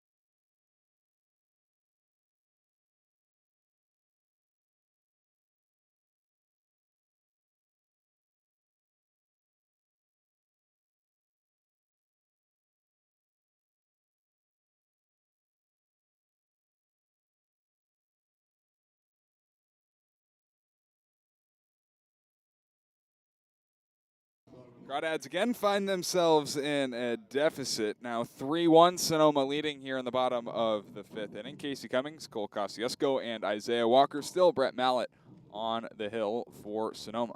A deep breath before the first pitch of the inning. A fastball that has Gastelum jumping out of his crouch. 1-0 the count. Casey flew out to center field. That was back in the first. Walked, came around to third in the third, but was left there. 1-0. Fastball and a big rip from Casey Cummings, but he bounces it down the third base line into the Stompers bullpen. That looked like his elbow guard. It came off. He was swinging for the fences. Crawdads need base runners any way possible. We've seen Casey Cummings not necessarily walk a ton, but get hit by pitches a ton. So, again, any way possible. 1-1 pitch. Mallett working from the stretch. Curveball bends a little bit too far inside. 2-1. It's like it's going to be a pretty good pitch. At first, I thought it was going to hit him, and I thought you were going to call it. But it didn't. 2-1. Fastball up above the zone, and it's 3-1 to Casey Cummings. Casey, not a guy that walks a ton, but has started to see ball four a little bit more as of recently. Didn't walk for 60-something at-bats at one point in the season. 3-1 pitch, fastball hit, center field, pretty well struck. Chase Taylor moving back and into the alleyway. He'll have room. He reaches up and makes the catch, the first out here in the bottom of the 5th inning. Gave it a ride, good fastball, but just not enough under it. Got under it a little bit too much. So nobody on and one gone for Cole Kosciuszko. Left-handed batter, 0 for 1. Grounded out to short and worked a walk. That was back in the 3rd. Infield, outfield, straight up. Mallet, righty, comes home and connects with the corner of the zone. A called strike, 0-1. It was in the right-handed batter's box. Looks like this is going to be Gabe Tanner's game, at least for one more inning. No action in the Crawdads bullpen yet. Pitch count's low, but the stuff is starting to fall just a little bit. One misses off the outside, 1-1. Only about, 64, 65 pitches for Gabe Tanner. Through 5 innings, I mean, you'll take that pretty much every day of the week, but he's allowed 2 home runs, including a 2-run shot in the top of this inning. Swing and a miss on a pitch down low, and Cole Kosciuszko goes down in the count 1-2. The changeup's been the best pitch for Mallet. It's what he got Wolbert striking, it's what he got Wolbert to strike out on to end the 4th. A ball, 2 strikes, 1 out. Mallet a deep breath. Now he'll come home. Change up. Reach for, poked. Right field. Ramos knocks it down. Throw to first. No chance. Kosciuszko running too well. Not hit hard, but he'll take the infield single all day long. Again, base runners any way possible. Now Isaiah Walker gets to come to the plate. He's had 2 pretty solid at-bats. Still looking for his first hit back. Currently on a 15-game hit streak. No better time than the present to extend that. Yeah, 0 for 2 today. Ground out to his second base counterpart and into a 5-4 fielder's choice. 3-1 Sonoma leading, bottom of the 5th inning. Kosciuszko, good speed, double-digit stolen bags on the summer. Pretty big lead as the first pitch is called a strike. Fastball right down Broadway, and it's 0-1. The Crawdads haven't really had a ton of success with their stolen base luck over the last couple games. So maybe not, especially trailing by 2, maybe not the time you want to start running. Kosciuszko doing some dancing as the 0-1 is bounced foul down the third base line over the head of the third base coach, Brant Cummings, who didn't move at all, wasn't phased as that one was coming in his direction. Walker in an 0-2 hole. Kosciuszko picks and chooses his times to go. He's got 11 stolen bags on the year, but he only goes if he knows he's going to make it. Likes to dance and get the attention of the pitcher. Stands still here as the 0-2 pitch misses off the outside. Gastelum takes notice, fires down to first, but head first slide for Kosciuszko. He's back ahead of the throw, and the count goes to 1-2. You mentioned Brant Cummings not moving on the foul ball. He's got the pose of someone who has coached a team that's averaging about 6 runs a game on the season, who's only scored 15 over the last 5. He does not look happy. 1-2 pitch. Kosciuszko starting to stop. The pitch is swung on and grounded down the first base line. Looked like it got off the end cap of the bat of Isaiah Walker, so far out in front. A ton of spin and well foul. One of the more just interesting looking swings. Awkward. Weird foul ball. Stays alive in the 2-strike hole. Talk about people looking like baseball players, looking like baseball actions. That did not. 1 ball, 2 strikes. Mallet's going to throw over. Strong throw and a nice tag applied by Paul Contreras, but Kosciuszko is back with a head-first dive. Just pops back up onto his feet and immediately extends a little bit larger of a lead this time. 1-2 pitch. Walker waiting. Here it comes. Popped up right side. Contreras, just all he does is give it a look. It's well foul. And Another good out of play. at-bat by Walker. What'd you say? Sorry. Oh, it's just out of play. Oh. Very far out of play. It was? Yeah. Walker. No cars in that area today, by the way. Someone got destroyed yesterday. And it right? wasn't yours. No. Okay. I meant like literally yesterday in San Francisco, where Oh, yeah. Tesla the got a ball Tesla. through the roof, right? Yeah, that was tragic scenes. 1-2 pitch, high up above the hands, and it's 2-2. Yeah, it's why I park in the student parking lot. I'm not taking any chances. Yeah. You can't. It's a dangerous game. You gamble. I do. I don't. Yeah. 2 balls, 2 strikes, and out. Runner on first. Pitch misses down low, and the count is 3-1 on the Crawdad cleanup hitter Isaiah Walker. Mallet and Walker in a pretty good battle here with 1 out in the bottom of the 5th inning. Crawdads trying to do something with the 1-out single of Cole Kosciuszko. 3 balls, 2 strikes. Mallet home, starting to stop. Pitch is called, strike 3. Walker thought he had ball 4, started his walk towards first base. George Kirkland had other plans. That's the 3rd strikeout for Mallet, the 2nd out here in the bottom of the 5th inning. Walnut Creek has just not been able to adjust to the zone of George Kirkland. It's a lot of balls low, it's a lot of balls away. That one I think could have gone either way. Unfortunately for Walker, call went against him, and a good at bat goes for naught. So now things will be left up to Cam Calvillo. 1 for 1. He's reached base in each of his 2 plate appearances. Walked in the 3rd, singled to left, or, well, to the left side of the infield in the 2nd. First pitch, curveball, and a called strike. Looked pretty low, but that's been the pitch that Kirkland has been calling. It's 0-1. 3-1, Stompers leading, bottom of the 5th. Mallet sets. Hands held to his stomach. Now he comes home and misses with a fastball way outside, and the count evens 1-1. 2 runs in the top of the 5th inning for the Stompers. Elijah Ramos hit his first home run of the year, a blast to left center. It was a 2-run shot. 1-1 to Calvillo. Good cut at a fastball at the top of the zone, but he fouls it straight back, and it's 1-2. That's the swing we have not been seeing from Calvillo recently. The bat speed has been a little slower. It just looks like he's trying to do a little too much, trying to think a little too hard. Sometimes you just got to play baseball, and that's what Cam Calvillo is best at. Has really struggled with 2 strikes in his last handful of at-bats. See if he can put up a battle here. 1 ball, 2 strikes, and 2 outs.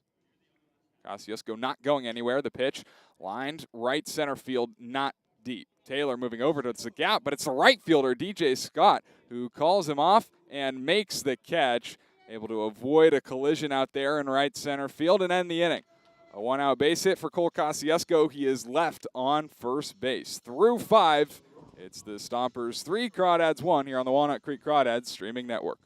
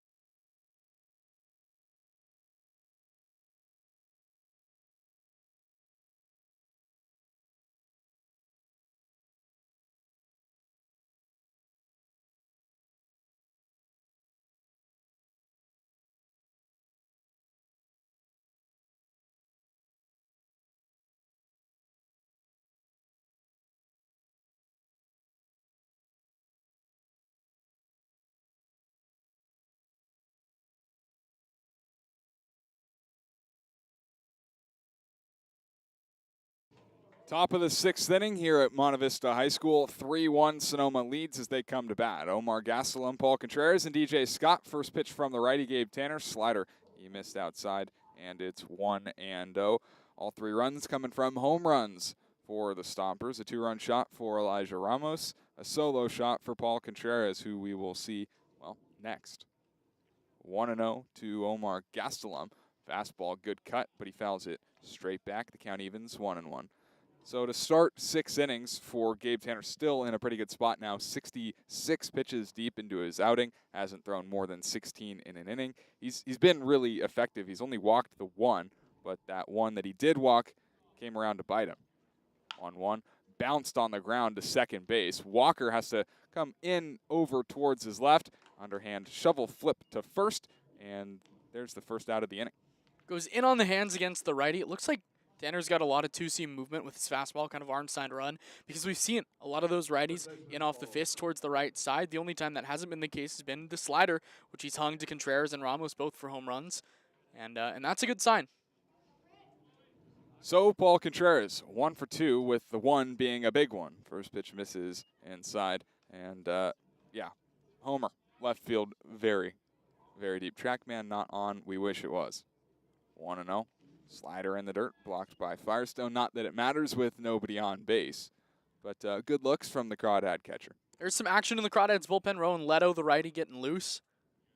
So probably the last inning for Tanner. 2-0 pitch.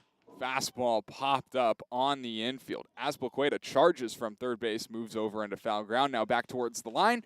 Reaches up, makes the catch. 2 up, 2 down. 3 straight set down by Gabe Tanner.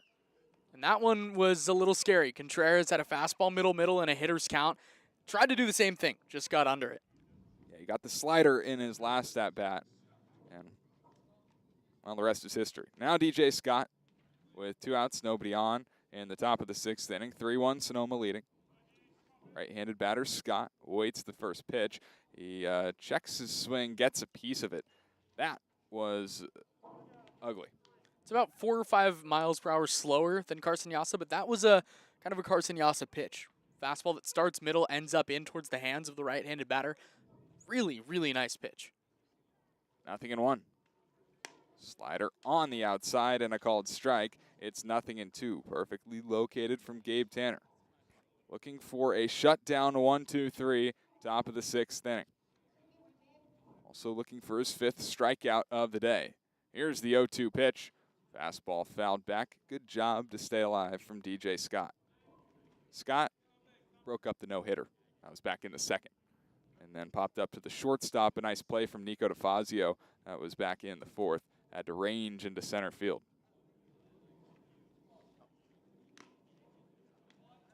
0-2 pitch is fouled in and out of Firestone's glove. Count stays 0-2.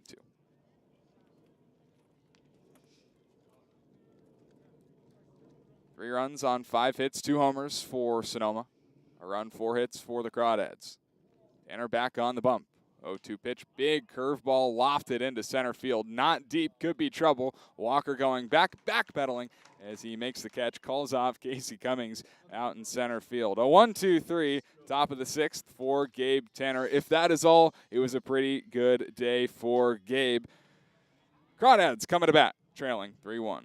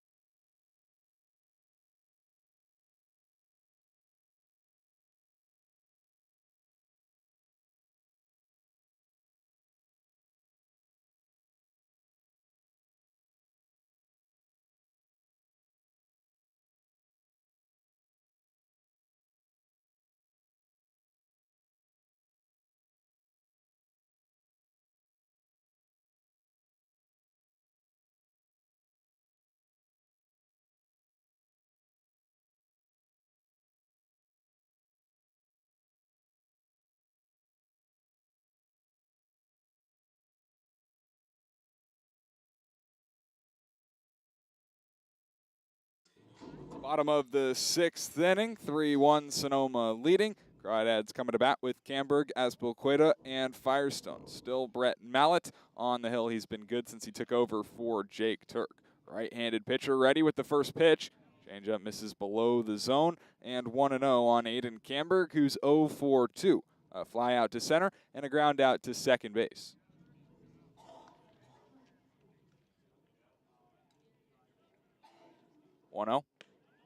Is what looked like a cutter. And on the inner part of the plate, a called strike. It's 1-1. Crawdads have had runners on and less than 2 outs in every inning. They've only been able to score their 1 run, and they maybe got a little bit lucky. 1-1 misses inside to Camberg, 2-1. 5-4 fielder's choice off the bat of Isaiah Walker. Really, Elijah Ramos dropped the throw from the third baseman. Could have easily been 2. Crawdads could have easily not have scored. 2-1 on Camberg. Mallett home, misses outside, and it's 3-1. Crawdads have lost 2 of their last 3. Last 4 games haven't been all that pretty, especially on the offensive end where they're looking to get it going. 3-1. Popped up foul and back of home plate. Count will fill 3 balls, 2 strikes. Now Camberg's got to be in battle mode. He's been pretty passive this at bat, but now with 2 strikes, he's got to protect. A guy, again, that strikes out a ton, but Crawdads would love a leadoff base runner any way possible. 3 balls, 2 strikes. Mallett from the stretch, and Camberg, a nice job to spoil a pitch at the bottom of the zone. We'll have another 3-ball, 2-strike count. Camberg was 2 for 4 with a double yesterday, and I think my favorite part of his game yesterday is the double came to the opposite side of the field. A lot of his hits have been to the pull side, but recently he's been showing the ability to go the opposite way as the 3-2 misses up high and ball 4. For the 27th time this summer, Aiden Camberg has walked, and it's really impressive because he struck out only 19. There was a time last year, late in the year, it was going into that Sonoma series where Ryan Ellis was struggling. Casey Cummings had just come off an injury, and so the Crawdads were without a true leadoff hitter. They put Joey Donnelly in the leadoff spot in Game 1 against Sonoma. I think with an offense scuffling, putting Aiden Camberg at the top of the lineup is not a bad decision. No, I'm not. I actually agree with you because he's got good wheels too. Hasn't been here the whole summer, but he's already stolen 7 bags. So he's got some good speed. Not going here is the first pitch to Nico Azpilicueta is chased, and it's 0-1. Fastball up away. Azpilicueta cut right through it. Yeah, you say it's chased, but that's a ball that's been called against him today. So I think that was all set up by the last at bat he had. No ball's a strike. Mallett home. Fastball hit on a line into left field. It'll drop right in front of Joe Cardinal. A base hit for Nico Azpilicueta, and the Crawdads are cooking in the bottom of the 6th inning. Runners on first and second with nobody out. And he just continues to hit against Sonoma now, hitting up near 500. 3 of his 4 homers. He has been killer against the Stompers. Yeah, on the summer, 7 for 15 with 3 home runs against Sonoma. That plays. Here's Owen Firestone. 1 for 2, a strikeout looking, and a double. His first double as a Crawdad in 2 summers. Runners on first and second. Nobody out. Crawdads trailing by 2. Mallett home, and Firestone fouls the first pitch back. Maybe a touch late on a fastball. It was a good swing from Firestone back in the 4th. Fastball up away. He took it the other way down the right field line. Really had to leg out a double because DJ Scott made a good effort to get to the ball and throw it into second. Camberg takes his lead off second. Azpilicueta off first. Mallett from the first base side of the rubber comes home with the 0-1, and Firestone pops it up. Fouling out of play. It's 0-2. Feels like he's right on it, though. Couple pitches. The approach is clearly to go the other way, and we've seen that over 2 summers with Firestone. All of his hits back when he showed up with the Crawdads last year were going the other way, taking fastballs in through the 3-4 hole. His double today towards the right side, so I think that's the go-to approach. No balls, 2 strikes. Nobody out. Mallett looking for the first. Here's the pitch. Bounced on the ground of the third baseman, Rossi. He'll go to second one. Ramos across to first. And in time there, a double play.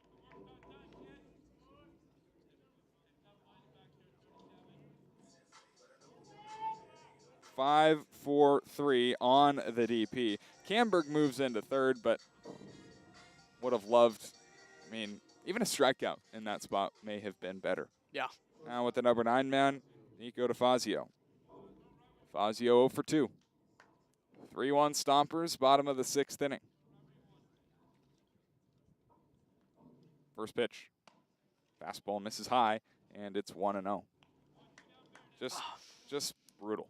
Yeah. Just really brutal. Yeah, that one hurts. Yeah.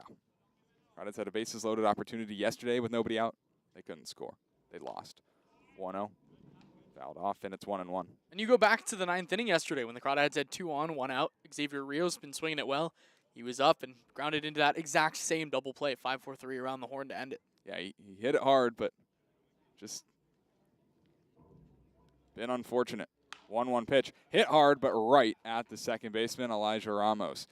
Nico DeFazio gets one on the button, but the Crawdads go without scoring again. They had runners on first and second, nobody out. A 5-4-3 double play kind of kills any hope of scoring in the inning. We'll go to the 7th, 3-1, Sonoma leading here on the Walnut Creek Crawdads streaming network.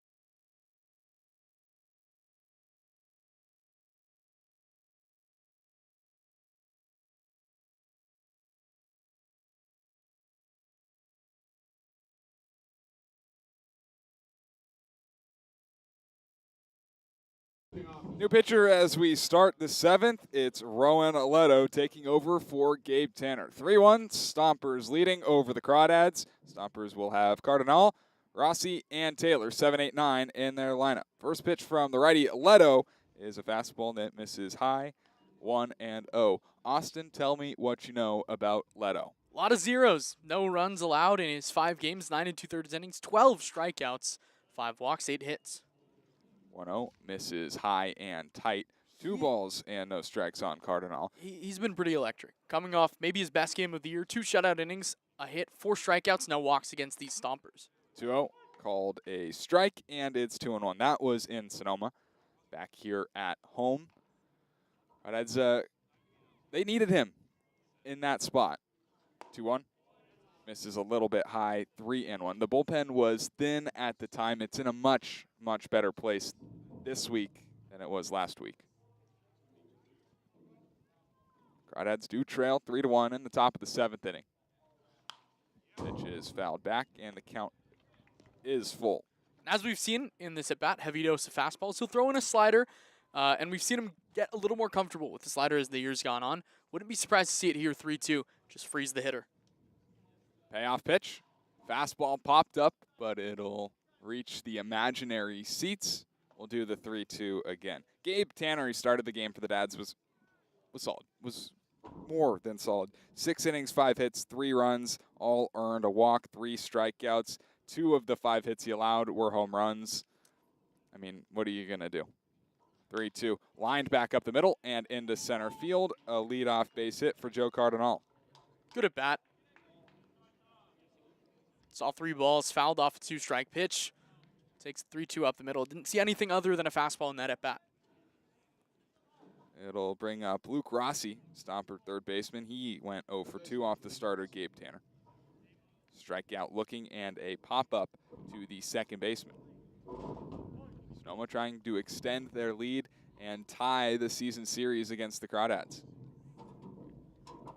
Leto, the righty, comes home. Rossi, the right-handed batter, takes inside, had to get the hands up and out of the way. Count is 1-0. Leto hasn't quite been himself, not yet, at least. 4 strikes, 4 balls for Leto. 1-0 pitch is on the corner, called a strike, and it's 1-1. Crawdads lead the season series 4-3 against the team that for the past couple of years they've really struggled against. Doesn't exactly matter how good on paper Sonoma has been. They've always put up a good fight as the 1-1 pitch is hit on the ground, but outside the third base bag and a foul ball. 1-2. There was action. Cardinal was taken off. Looks like he threw on the brakes pretty late. Sonoma's just gotten better and better each year they've been in the league. 2 years ago, finished 17-30, almost 9 games out of a playoff spot. Last year, 16-19, fought until the end of the year to get to a playoff spot. Here, they've really almost locked up the 3 seed at the very least. Still have a chance for the 2 seed. Yeah, they're 2 games back of slow. San Francisco sits a game and a half back of them. They've put themselves in a pretty good spot. A win would help their cause. Wouldn't hurt. And they've put themselves in a good position. Leading 3-1 here in the top of the 7th inning at Monte Vista. Leto comes home. 1-2 pitch is a slider. It misses outside. Stopped by Firestone, but the count rises to 2-2. And you said, you know, they're playing well at Monte Vista. They're road warriors, 9-5 on the road this year. They've been pretty bad at home, but something about being in the opposing dugout, feel good. 2 balls, 2 strikes. Leto, a long hold. Now he'll come home as his fastball misses inside. A second straight 3-ball, 2-strike count to start the 7th inning. Yeah, Sonoma 8-10 in Arnold Field. It's not great. It's not often you see a solid team, a playoff contending team, play so poorly in their home field. 3-2. Runner goes. Pitch misses in the dirt. Ball 4. A single, a walk to start the 7th. Stompers have runners on first and second with the number 9 man, Chase Taylor, coming up. This is huge. The Crawdads got their first 2 runners on back in the bottom half of the 6th inning. Were unable to score. Leto trying to freeze it here. Double play ball would be massive. Strikeout would be okay. Definitely accepted, but you got to get an out. Yeah, Crawdads, like you said, had runners on first and second. Nobody out. Owen Firestone would come up and bounce out into a 5-4-3 double play. Taylor's going to square to bunt.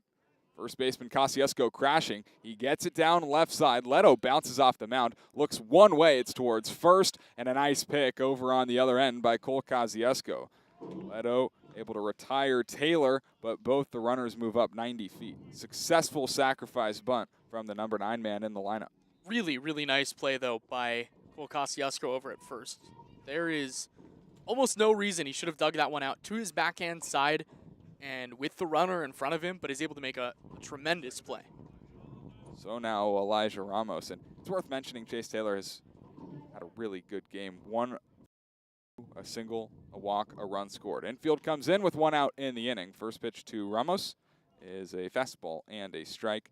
0-1. Taylor had really struggled coming into the game. He was 1 for 10. So I guess for Sonoma, it's good to see him, start to make his presence known as the 0-1 is spoiled off the other direction, and it's 0-2. Yeah, 1 for 1, walk, run, sack. He's been good. 3-1, Sonoma leads, top of the 7th inning. Crawdads have the infield in with runners on second and third. Cardinal off third, Rossi off second. Leto from the windup, 1-2 pitch, swing and a miss, strike 3. Leto went above the zone, and Ramos chased. There's the second out of the 7th inning, and it's a huge one. Yeah, you can start to breathe a little bit, but not with these guys coming up. Abel's been really good this whole year. Handren on deck. You don't want to walk this guy even with the open base to try to get to Handren, but you're starting to feel a little bit better about it. Crawdad infield will now be able to play no doubles defense. The middle of the infield, both with their heels on the outfield grass. Kosciuszko has Boqueta playing back and pinched towards the line. Here's Trent Abel, right-handed, hitting shortstop. He'll take a strike. It's 0-1. Abel had one of the 5 hits off of the starter, Gabe Tanner. It was a double back in the 5th inning. He's 1 for 3 otherwise. 0-1. Swing and a miss, strike 2. Now Rowan Leto a strike away from getting out of this inning.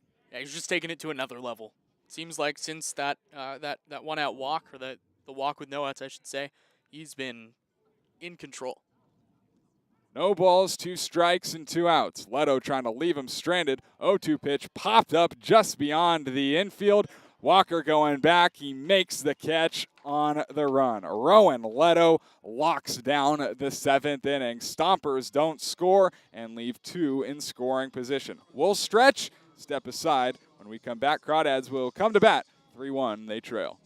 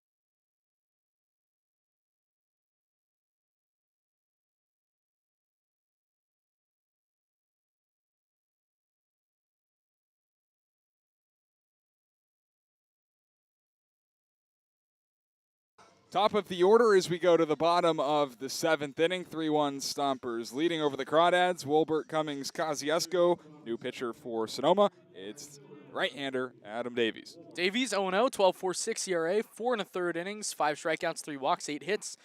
Has been not great. Jake Turk and Brett Mallett, the previous 2 pitchers in this game for Sonoma, were good. 6 innings of 1-run ball combined with 5 strikeouts also combined. First pitch to Wolbert is on the corner and called a strike, 0-1. Davies has walked a batter in 3 of his 4 appearances. He's coming off an outing in which he gave up 4 runs in an inning, 5 hits. That was against these Crawdads. First pitch, or this pitch to Wolbert, hit out to center field, pretty deep. Back is Taylor to the track. He makes the catch, the first out of the bottom of the 7th inning. Mark Wolbert gave it a ride, thought he got enough. Feels like this is the time to do it against a guy with a high ERA, top of the lineup up. Got to start scoring somewhere. And the offense has been bad, like really bad, the last couple of games. Time to turn that around. Yeah, coming into today, hitting .238 with a .681 OPS in the last 5 games. That's including a game in which they scored double-digit runs. So, yeah, I mean, things aren't going great right now, but still time to turn it around as Casey Cummings stands in and takes a ball down below the zone, 1-0. Casey 0 for 2, 2 flyouts to center, and a walk. That was back in the 3rd. Talk about the last 4 games when they've been really bad, hitting just 200 with striking out almost 30% of the time. 1-0 is a called strike with heater to even the count, 1-1. And they have scored 9 earned runs over the last 4 games. Survey says not good. Yeah, no. Less than 3 a game. Just over 225. 1-1. Big curveball misses below the zone, and it's 2-1. If they were to get a lead, you would feel pretty good about the situation because the strike bumper is warming in the Crawdad bullpen. Drew Aguiar down there lightly tossing as of now, but I'm sure he'd be good to go in a moment's notice. 2-1 to Cummings, bounced down the third base line, but a foul ball, and now the count evens 2-2. Was a pretty high-stress inning for Rowan Leto back in the 7th, 20 pitches, so I wouldn't be surprised if that's the day. We just see Drew go in for the 8th. 3-1 Sonoma leading. 2 balls, 2 strikes in and out in the bottom of the 7th. Davies home, 2-2 pitch taken, strike 3. Casey knew it and takes with him the 2nd out of the 7th inning. First strikeout for Adam Davies. Right there. Pitch that's been called all day, pitch that one that is a strike, and nothing Cummings could do with it. So 2 up, 2 down since Davies has been inserted into this game. Now Cole Kosciuszko, who's 1 for 2 with a walk in the 3rd, a single, an infield single in the 5th. Also grounded out to short, that was in the 1st. Davies working from the stretch. First pitch fastball is at the knees and a called strike. It's 0-1. There's still time, but it's running out. Crawdads only 5 hits on the day, and they've come very scattered. Haven't been able to bunch them together. 0-1 is in the dirt and a ball, so the count evens 1-1. I had runners on 1st and 2nd, nobody out. That was in the bottom of the 6th inning. Firestone grounded into a 5-4-3 double play. Nico DeFazio after him would hit one hard, but right at the second baseman, Elijah Ramos. Crawdads have left at least a runner on in every inning. They left 3 on. They left the bases loaded in the 3rd. Yeah, that was a big one. They were up 1-0 and needed more in that inning. 1-1. On the outside corner and a called strike to Kosciuszko. It's 1-2. Yeah, they really had Jake Turk on the ropes in that inning, but only able to get the 1 on the 5-4 fielder's choice from Isaiah Walker. A ball, 2 strikes, 2 outs. Davies home. Fastball misses high and away, and it's 2-2 to the Crawdad first baseman.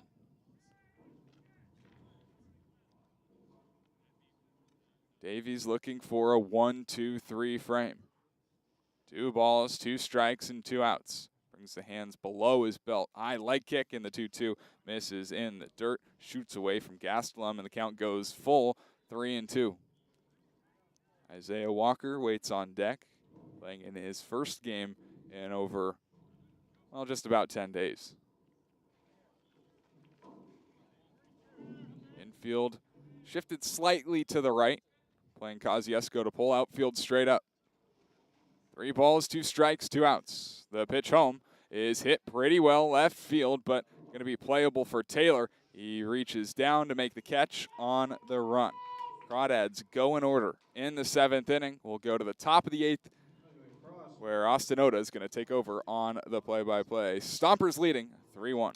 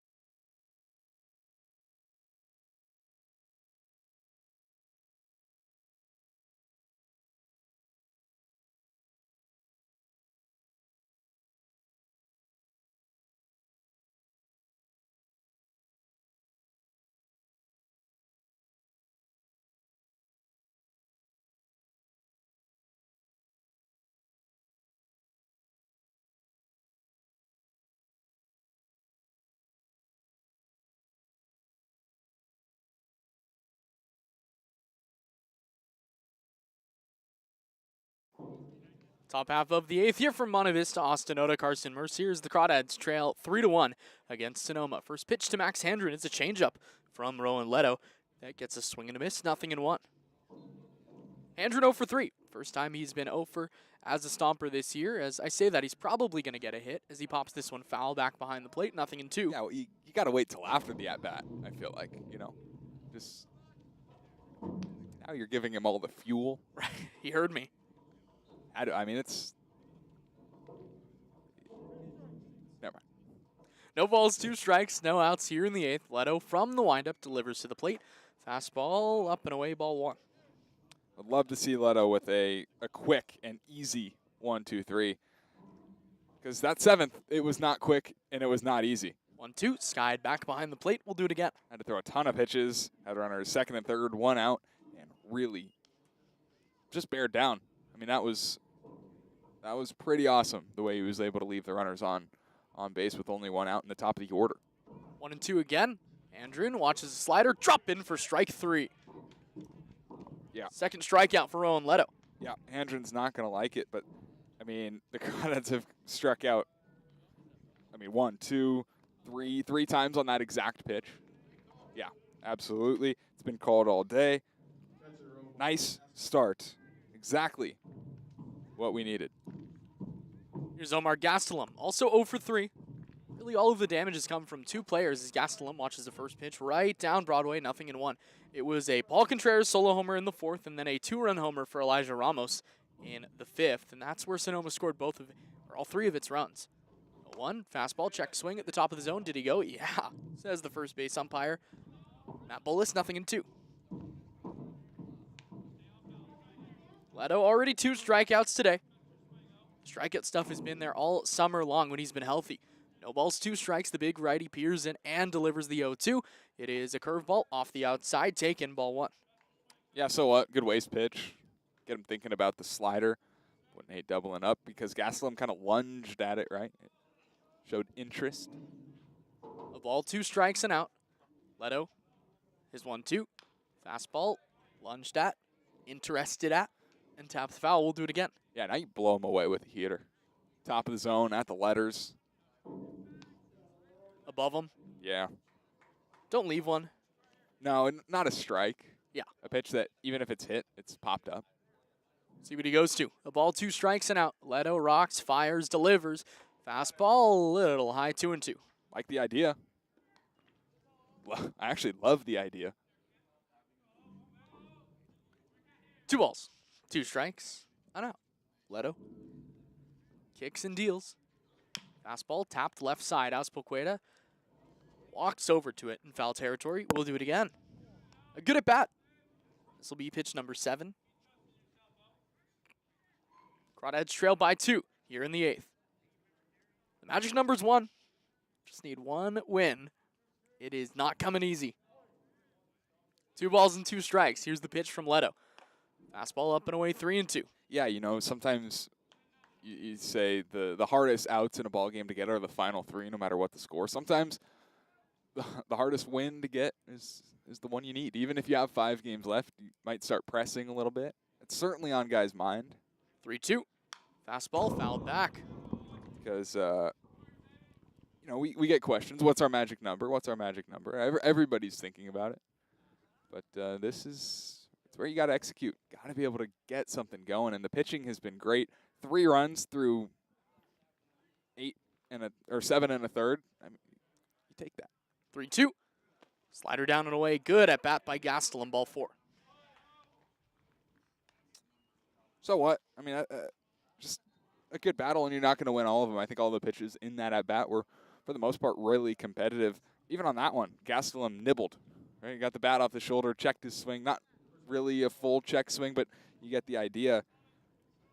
It was a good idea from Leto. Let's see if he can roll up a double play, get 2. Paul Contreras, a couple pop outs and a homer. First pitch right down the middle on the inside. Might have been the changeup.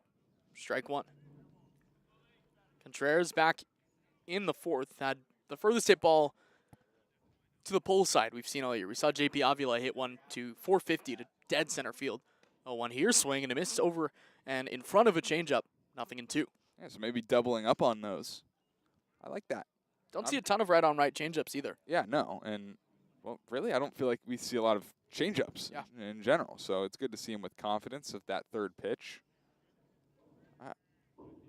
Honestly, if I was a hitter, I'd have no idea what's coming up next. Leto adjusts the hat. Now steps back on the rubber. Contreras waves the bat forward a couple times. Now comes ready. Runner on first, 1 out. 0-2. Down and away. 1-2. Like he tripled up. Don't hate the idea. Great stop by Owen Firestone behind home plate. 1 ball, 2 strikes. Now runner on first with not great speed with Gastelum over there. Leto's 1-2. A long wait. Now Contreras. The 1-2. Line drive left center field. That's a base hit as it drops in front of Cummings. Gastelum, about a 5-step lead out past second. He'll stop there. Second hit that Leto is allowed. Yeah, he knows better than to run on that guy in center field. There's a cannon roaming center. And had he tried, he would have been out. But a good swing. Another good swing from Paul Contreras. He's dangerous. And you know, they've seen what they need to. Here's DJ Scott, singled in his first at-bat, popped out the next 2 times, once to each of the Crawdads middle infielders. Those same middle infielders double play depth on Scott. First pitch, fastball by him, 0-1.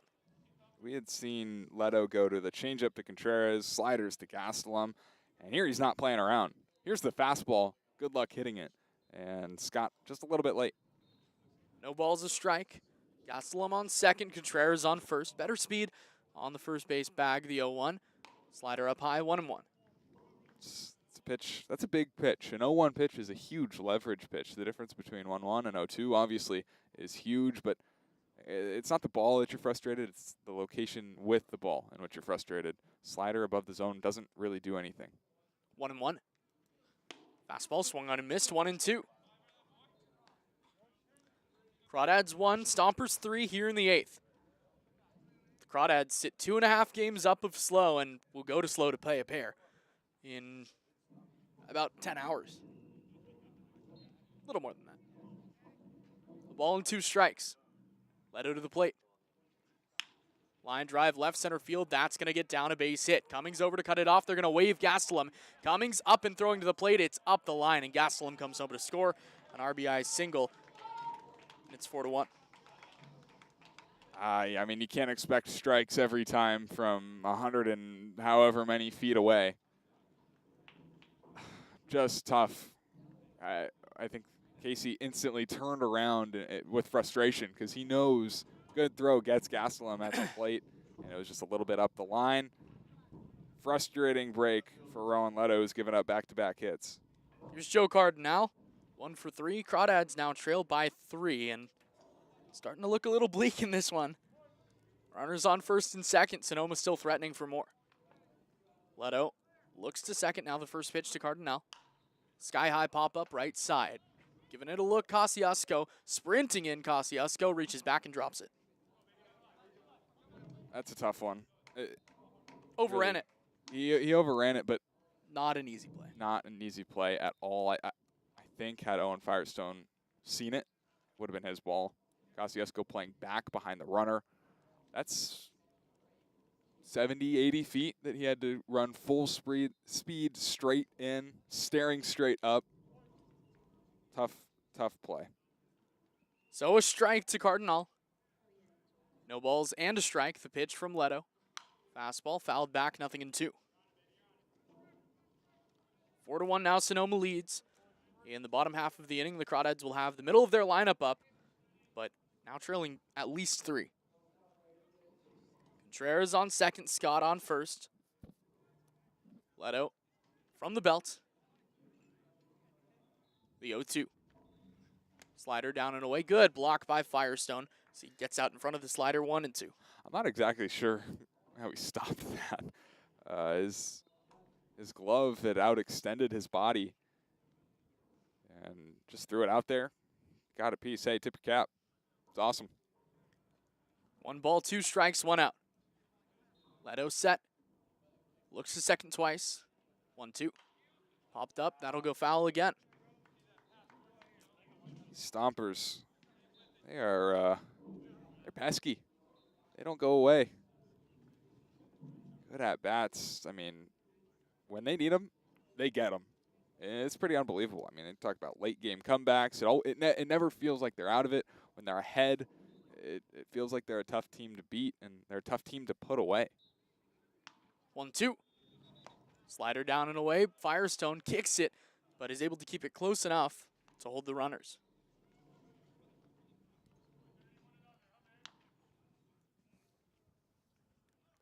Trailing by 3 in the 8th. Crawdads and Stompers for the 8th time this year. 2 balls and 2 strikes. Leto's delivery. Down again, 3-2. Change up. Trying to get the swing and a miss. I mean, if he lands that first strike, it's probably a double play with the fastball that he's throwing so much in this at-bat. Count is full now to Cardinal. That pitch number 48 for Leto. 3-2. All 4. It's got to be the day, or at least close to it. Yeah, extending past his season high, I'm sure. And Harrington going out, not Brant Cummings yet. Has thrown multiple innings 4 times this year, but really having to labor here. Let's take a look around the CCL, brought to you by American Stage Tour. Small enough to care, large enough to compete. OC and Conejo. OC leads 5-2 in the bottom of the 6th. San Francisco Alameda just underway, tied at 0 in the bottom of the 1st. Shane Stanley getting the start on the mound. He caught yesterday. He did. He's done that a couple of times. Yeah. Guy is an animal. I like him. Yeah, he's good. Threw a runner out yesterday. He has a cannon. He takes command of the infield, too. I mean, it is his game when he's behind home plate. I like him a lot. So Harrington departs with the bases loaded. Luke Rossi, the hitter, is 0 for 2 with a walk. Leto was able to bear down back in the 7th after the first 2 got on. Left that one scoreless. Here will work from the windup against Luke Rossi. Bases loaded, 1 out in the inning. Corners are in, middle infield double play depth. First pitch, Rossi watches a fastball on the outside, called strike 1. Great. More of that. Don't play around here. Bottom of the order. Rossi's really struggled on the year. He struggled today. They can beat you. Contreras on third, Scott on second, Cardinal on first. A 1 hammered left side, but well foul, 0-2. Strike 2. So what? Crawdads trail by 3 here in the 8th. Bases loaded for Sonoma.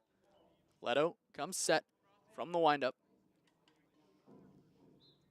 The 0-2 pitch. Fastball muscled right side. That'll go well foul. We'll repeat.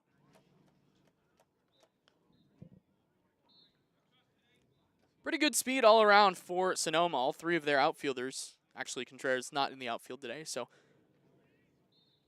3 of their usual outfielders. Contreras, we usually see roam center field for them, but he's at first base today. He's standing on third right now. Now the 0-2. Slider up high, 1-2. Looks almost cutterish. I don't know. Got some velo to it, but either way, an uncompetitive ball. It's an empty ball. Talk about empty outs on the offensive end. You wanna pitch that'll at least tempt the hitter. 1-2. Fouled back. Leto just not fooling Sonoma right now. No. Aguiar looks like he's about ready in the Crawdads bullpen. He's been up and throwing for a while, and he has shown an ability to get out of big spots. But Leto has got to at least get this out. The 1-2 again. Slider outside, 2-2. 55 pitches for Rowan Leto. It's likely his last outing, at least until the playoffs. 2 balls, 2 strikes. Leto delivers. Fastball up and out, 3-2. I mean, it's getting to the point where you got to get him out just for, health, safety. That's 60 pitches in an inning and a third. It's a lot. Yeah. 3 balls, 2 strikes, 1 out, bases loaded. Leto from the windup, 3-2. Fastball grounded to third, under the glove of Aspilcueta into left field. That's a base hit. 1 run scores. Here comes the second run. He will score. It's an error. And a 2-run knock, error, whatever you want to call it, for Luke Rossi. Could have been a double play. Instead, just Aspilcueta didn't go down enough. Yeah, it was tough. I think he thought it was hit harder than it was. And it hit the grass, slowed down, had a ton of spin, and he just stabbed at it. It's one... You want to body up? I mean, that's tough break. I'd go error. Giving him an error. Rowan Leto staying in the game. Runners on the corners, still 1 out. First pitch to Chase Taylor. Popped up left side. Over in foul territory, Camberg. He will make the catch. Tagging from third is the runner in Cardinal. He will score. It's a great play. Really nice long run, but I almost wonder if you think about letting that one drop. I don't know. Heat of the moment. Probably go for the out. I mean, if it drops, it's in foul ground and a run does not score, but then you bring the possibility in of, a bigger hit with more damage. Ugh. Now 4 runs home in the inning. Here's Elijah Ramos. First pitch, Ramos watches up high, 1-0. Ramos the 8th Stomper to hit this inning.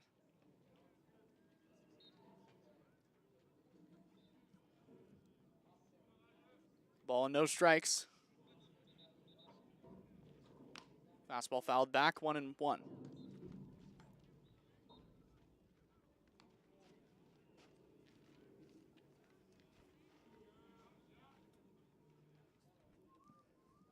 Seven 1 Stompers lead.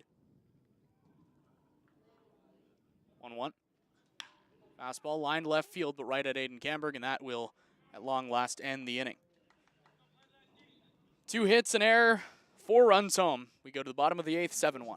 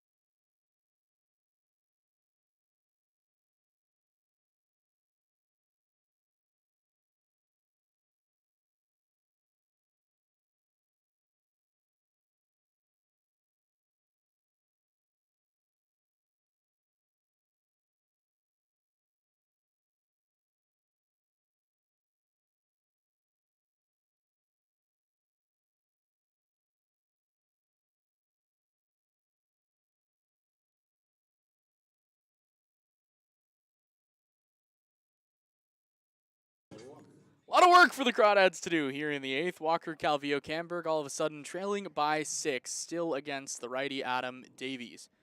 Walker 0 for 3. Rocking a 15-game hit streak, but that is not looking great. Oh, come on. You can't call that pitch a strike. That's a ball.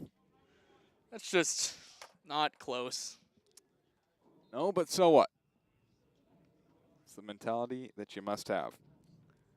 Still Adam Davies on the mound, the 0-1. Walker lines it right to third. Out number 1. Oh, that's brutal. Just out in front, maybe off the end cap a little bit. Had a weird sound. It seemed like it was hit pretty hard, but sounded dead off the bat. Hey, all I'm going to say is the top of the 8th inning started with a 4 or 5 pitch strikeout of Max Handren. Look at what they did after that. Here's Cam Calvillo. 1 for 2, a walk and a single. First pitch, Calvillo watches it off the inside, 1-0. In case you are just tuning in, they scored 4 runs. So, not impossible. You'd love 4 in this inning. But it starts with a base runner. A ball and no strikes to Calvillo. Pitch. Fastball on the outside, 1-1. Wow.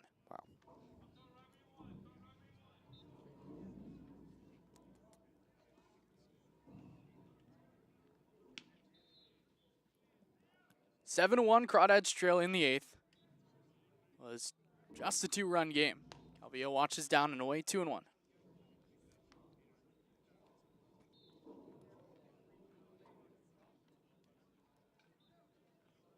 The Crawdads have really sucked finishing seasons out the last couple of years. And today, not the greatest sign as Calvillo takes a pitch called a strike on the inside, 2-2.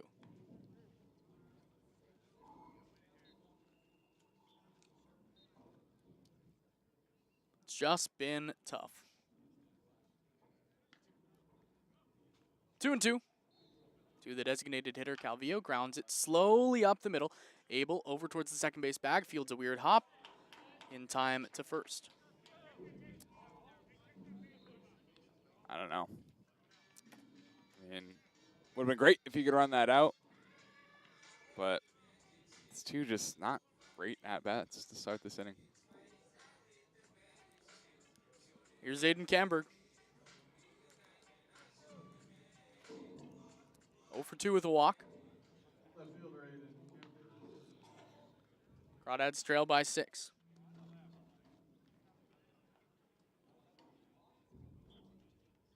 First pitch. Outside, 1-0. When you look back to the third inning where the Crawdads had bases loaded, 1 out, only were able to bring home a run and got lucky there.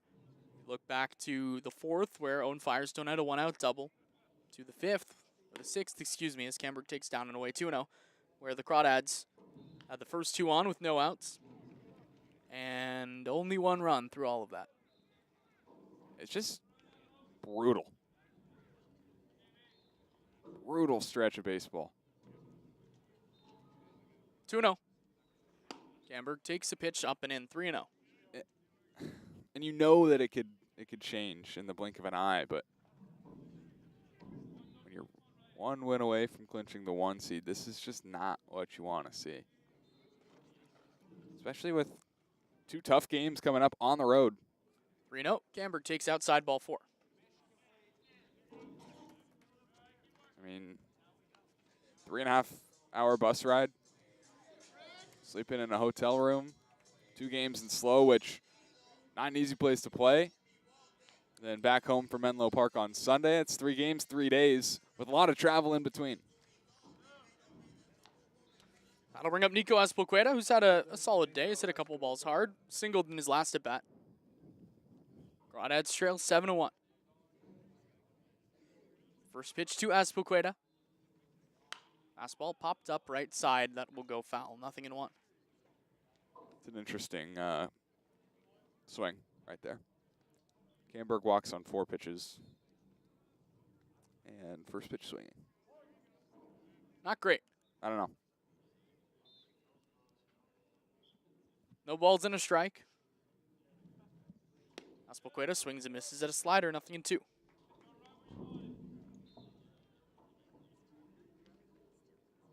7 unanswered for Sonoma after the Crawdads took a 1-0 lead.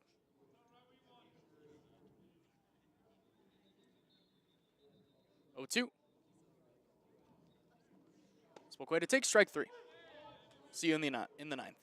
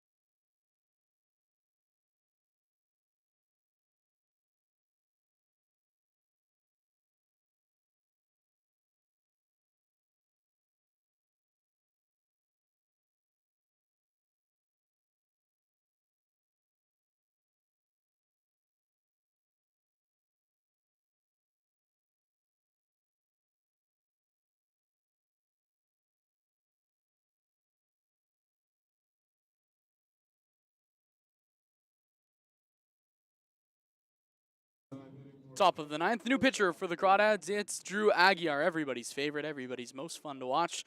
He'll be facing 2, 3, 4 in the Sonoma lineup. 7-1, Crawdads trail. First pitch to Trent Abel is skied left field pretty deep, but Camberg looks like he's got a play on it just in front of the warning track. He makes the catch. Let's give you some numbers on Drew Aguiar. 14th appearance of the summer. Guy's thrown 36.2 innings this summer. 3-2 win-loss. ERA under 1 at 0.98. 36 strikeouts, 10 walks, 20 hits. The whip at 0.82. That's unbelievable. Nick Sebastiani is going to pinch hit for Max Handren and ground the first pitch to the left side. Azpilicueta feels the high hop over the third base bag, tosses across the diamond. It's late. Infield single.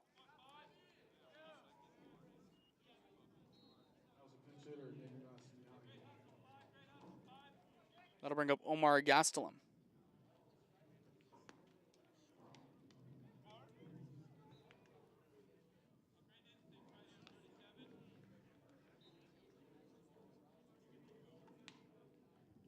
Gastelum 0 for 3 with a walk today. Came home to score back in the 8th.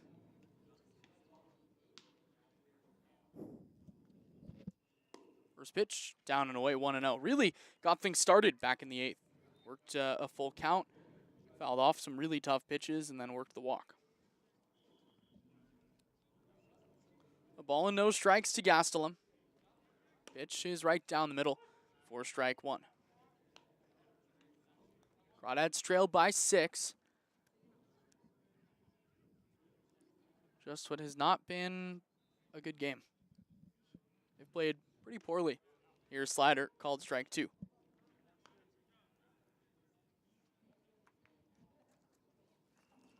In the 9th, the Crawdads will have 9-1-2, Firestone DeFazio, and then the top of the lineup, 1-2. It's outside, ball 2.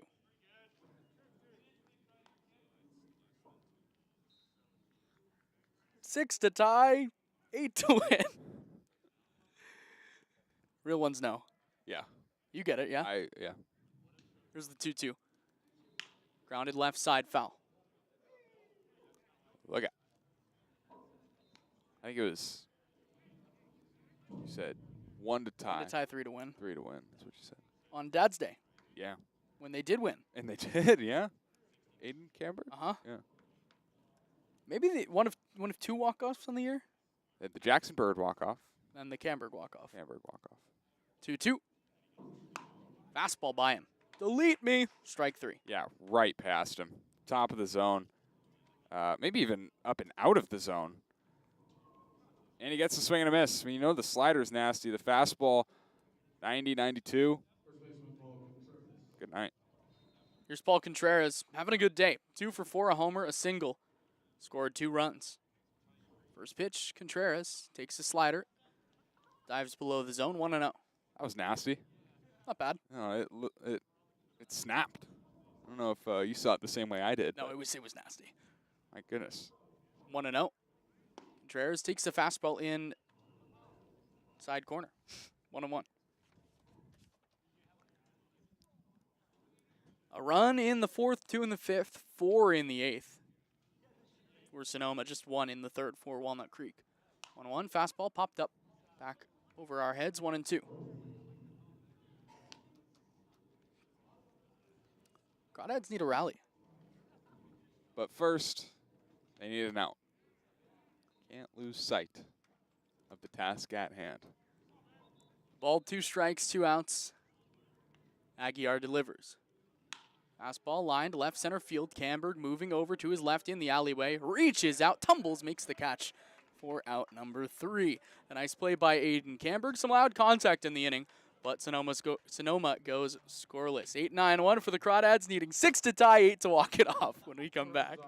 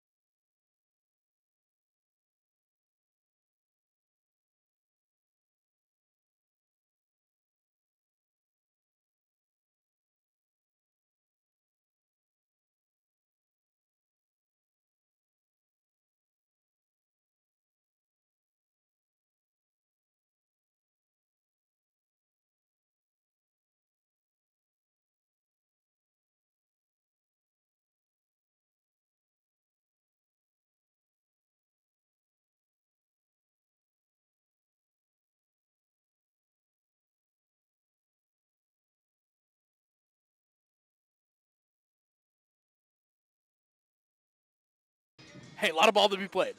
A lot of ball. It ain't over till the fat lady sings, something like that. There's 27 outs for a reason, right? Can't run the clock out. This is baseball. Hit your bat. Let's go. Owen Firestone 1 for 3 with a double. First pitch. Ground ball left side, Abel deep in the hole. Fields on a high backhand. Throws to first. Out number 1. Okay, I love Owen, but trailing 6, 3 outs to go. Probably got to take a strike there. It over till the fat lady sings. It's not. And I didn't mean to come on that strong, by the way, with Owen right there. It's pent-up frustration from the last 2 games. I love you, Owen. They call that me singing a cappella. Wow. Fat lady singing. Yeah. Okay. Yeah, you got it. Here's Nico DeFazio, who's 0 for 3. Yeah, Crawdads are trailing by 6. First pitch, DeFazio taps one left side. I don't really get the whole first pitch swinging down 6. I don't think Brant Cummings is going to be too happy with that one. No, I just don't get it. Because, I mean, Sonoma, their pitchers have been good, but they've also shown a tendency to give free bases. Take free bases here. You just, what do I know? 0-1. Line drive through the left side. It all started with an Nico DeFazio single. Phone a friend, folks. Top of the order. 7-1 the score here in the 9th. Here's Mark Wolbert, who's 1 for 3, a flyout, a strikeout, a walk, a single. He's scored the only run of the day for the Crawdads. Runner on first, DeFazio. 1 out here in the 9th. First pitch to Wolbert. Fastball. This time it's called the ball, even though it was more of a strike than much of what we've seen today. 1-0.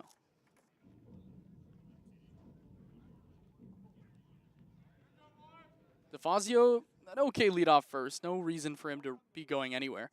1-0. Wolbert lines it the other way. 1-1.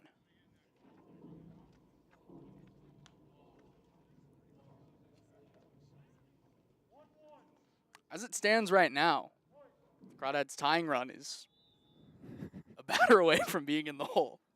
So, 1-1. Wolbert swings and misses 1-2. You never know.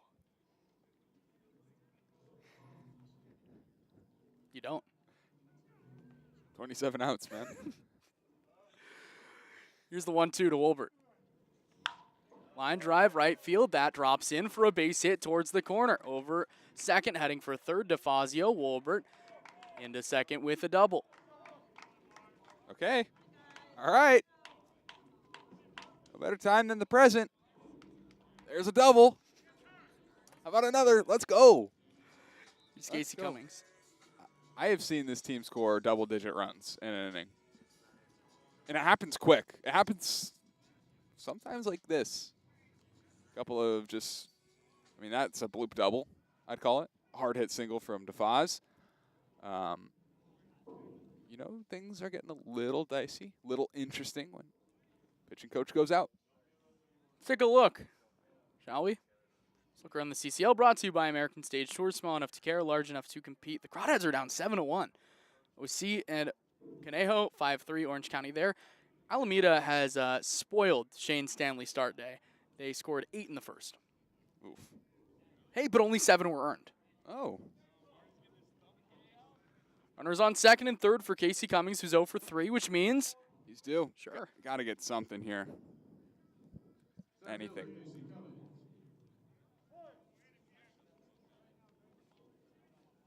first pitch to Cummings.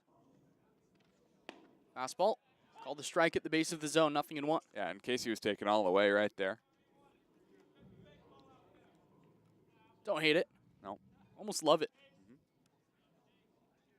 Davies, the only man up for Sonoma. No work in the bullpen right now. You're in his 3rd inning of work. 0-1. Cummings takes a little away. 1-1. Good take.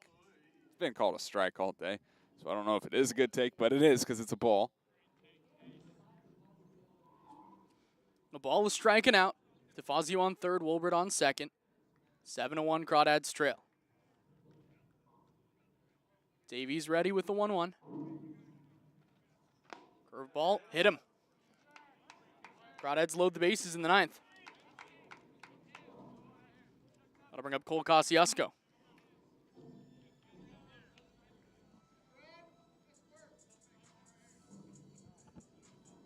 So, tying run is In the hole. Hey, why not? stranger things. Yep. Kosciuszko 1 for 3. A single, a walk, a strikeout. Or excuse me, a single, a walk, a flyout, and a ground out. Bases loaded. Just 1 out for the Crawdads. Good speed all over the base paths. DeFazio, Wolbert, Cummings. First pitch. Kosciuszko watches a ball up and away, 1-0. This is a guy that can do some damage. Everybody in the ballpark knows that, especially Adam Davies. Make a mistake, watch out. The ball, no strikes and out. Bases loaded for the Crawdads in the ninth. 1-0. Kosciuszko lines it back. Good idea. 1-1.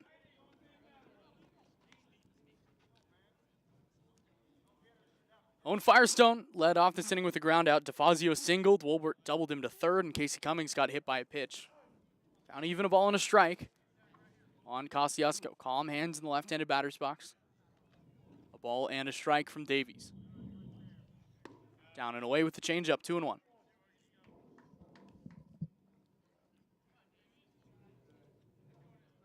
7-1, Crawdads trailing, but threatening in the ninth. Look, if you push one across, you're starting to feel even a little better just with that. Keep things going here in the ninth. The 2-1. Kosciuszko takes up and away, ball 3. Okay. All right. I think the light is pretty red for Kosciuszko here. Got to be. Kosciuszko is a guy that can hit with 2 strikes, so you're not afraid of a 3-2 count, right? I don't know. If he gets one, he doesn't miss often. 3 balls, a strike and out. Now some action with Sean Flowers warming in the Sonoma bullpen. 3-1. Fly ball left field, pretty deep. Going back the left fielder. It's at the wall. It is gone. Grand slam, Cole Kosciuszko. He's got the record. Most home runs in a single season for a Crawdad, and the lead is now just 2. Okay.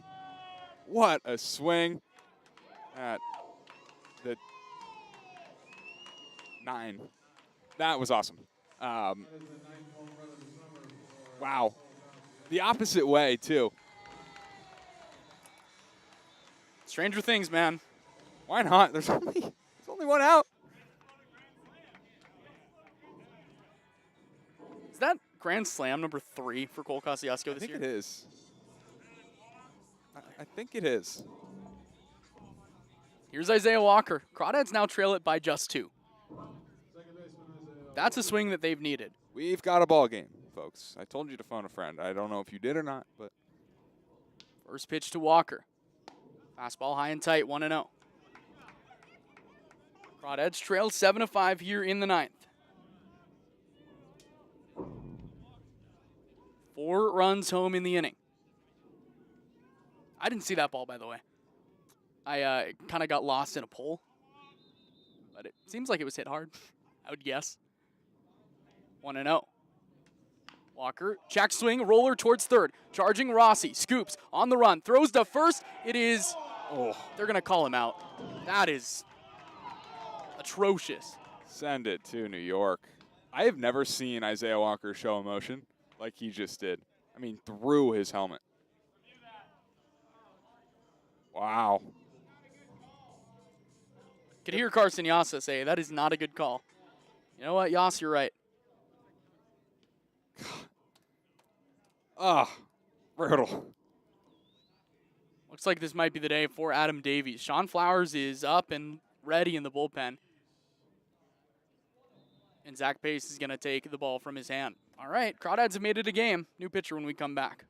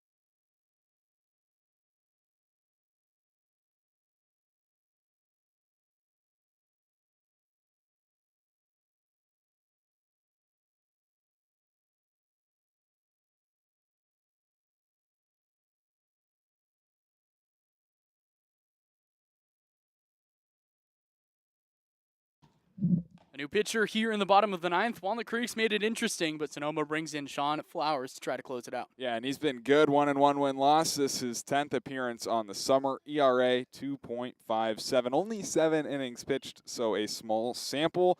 Strikeout stuff, he's got it. 10 in those 7. But he's also walked guys. 8 in those 7. Walk here, bring up Camberg. I don't know. Tying runs on deck.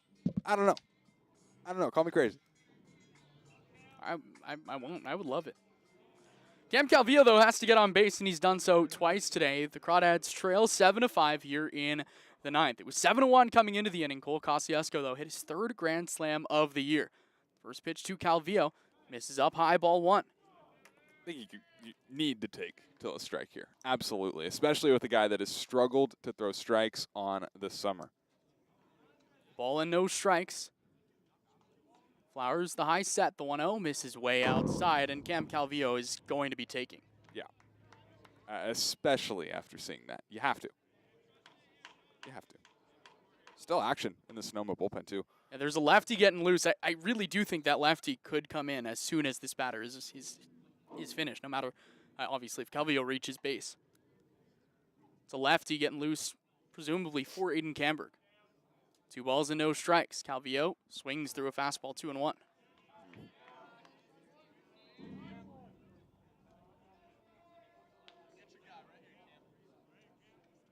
Two balls, 1 strike, 2 outs.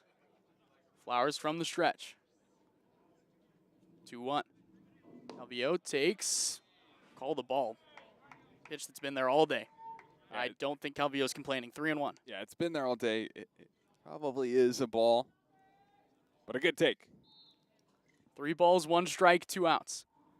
See if Calvillo gets the green light on 3-1. It's swung on and missed. Probably would have been ball 4. Went up chasing. Now the Crawdads down to their last strike. 3 balls, 2 strikes, 2 outs here in the ninth. Crawdads trail by 2 with the tying run in Aiden Camberg on deck. Here it's 3-2 to Calvillo. The pitch swung on and missed, strike 3.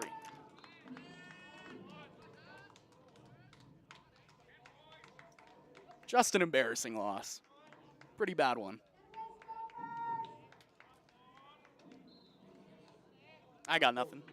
Yeah, I don't know. Obviously, the ninth inning was great, scoring 4 runs, but you got to have more than 5 hits and 1 run going into the bottom of the ninth inning. And, yeah, bats weren't competitive. There was not a lot to look at and smile about with this game. You could maybe look to the pitching. I think Rowan Leto was left in for way too many batters. I think he has to be pulled way before he was. He struck out the first batter he faced in the 8th, walked a guy, back-to-back singles after that. I think you probably have to pull him after back-to-back base hits, especially with the pitch count. It was already high. Drew Aguiar was good. Tough loss, dude. Now just, game and a half up over slow. Got to win 1 of the next 3.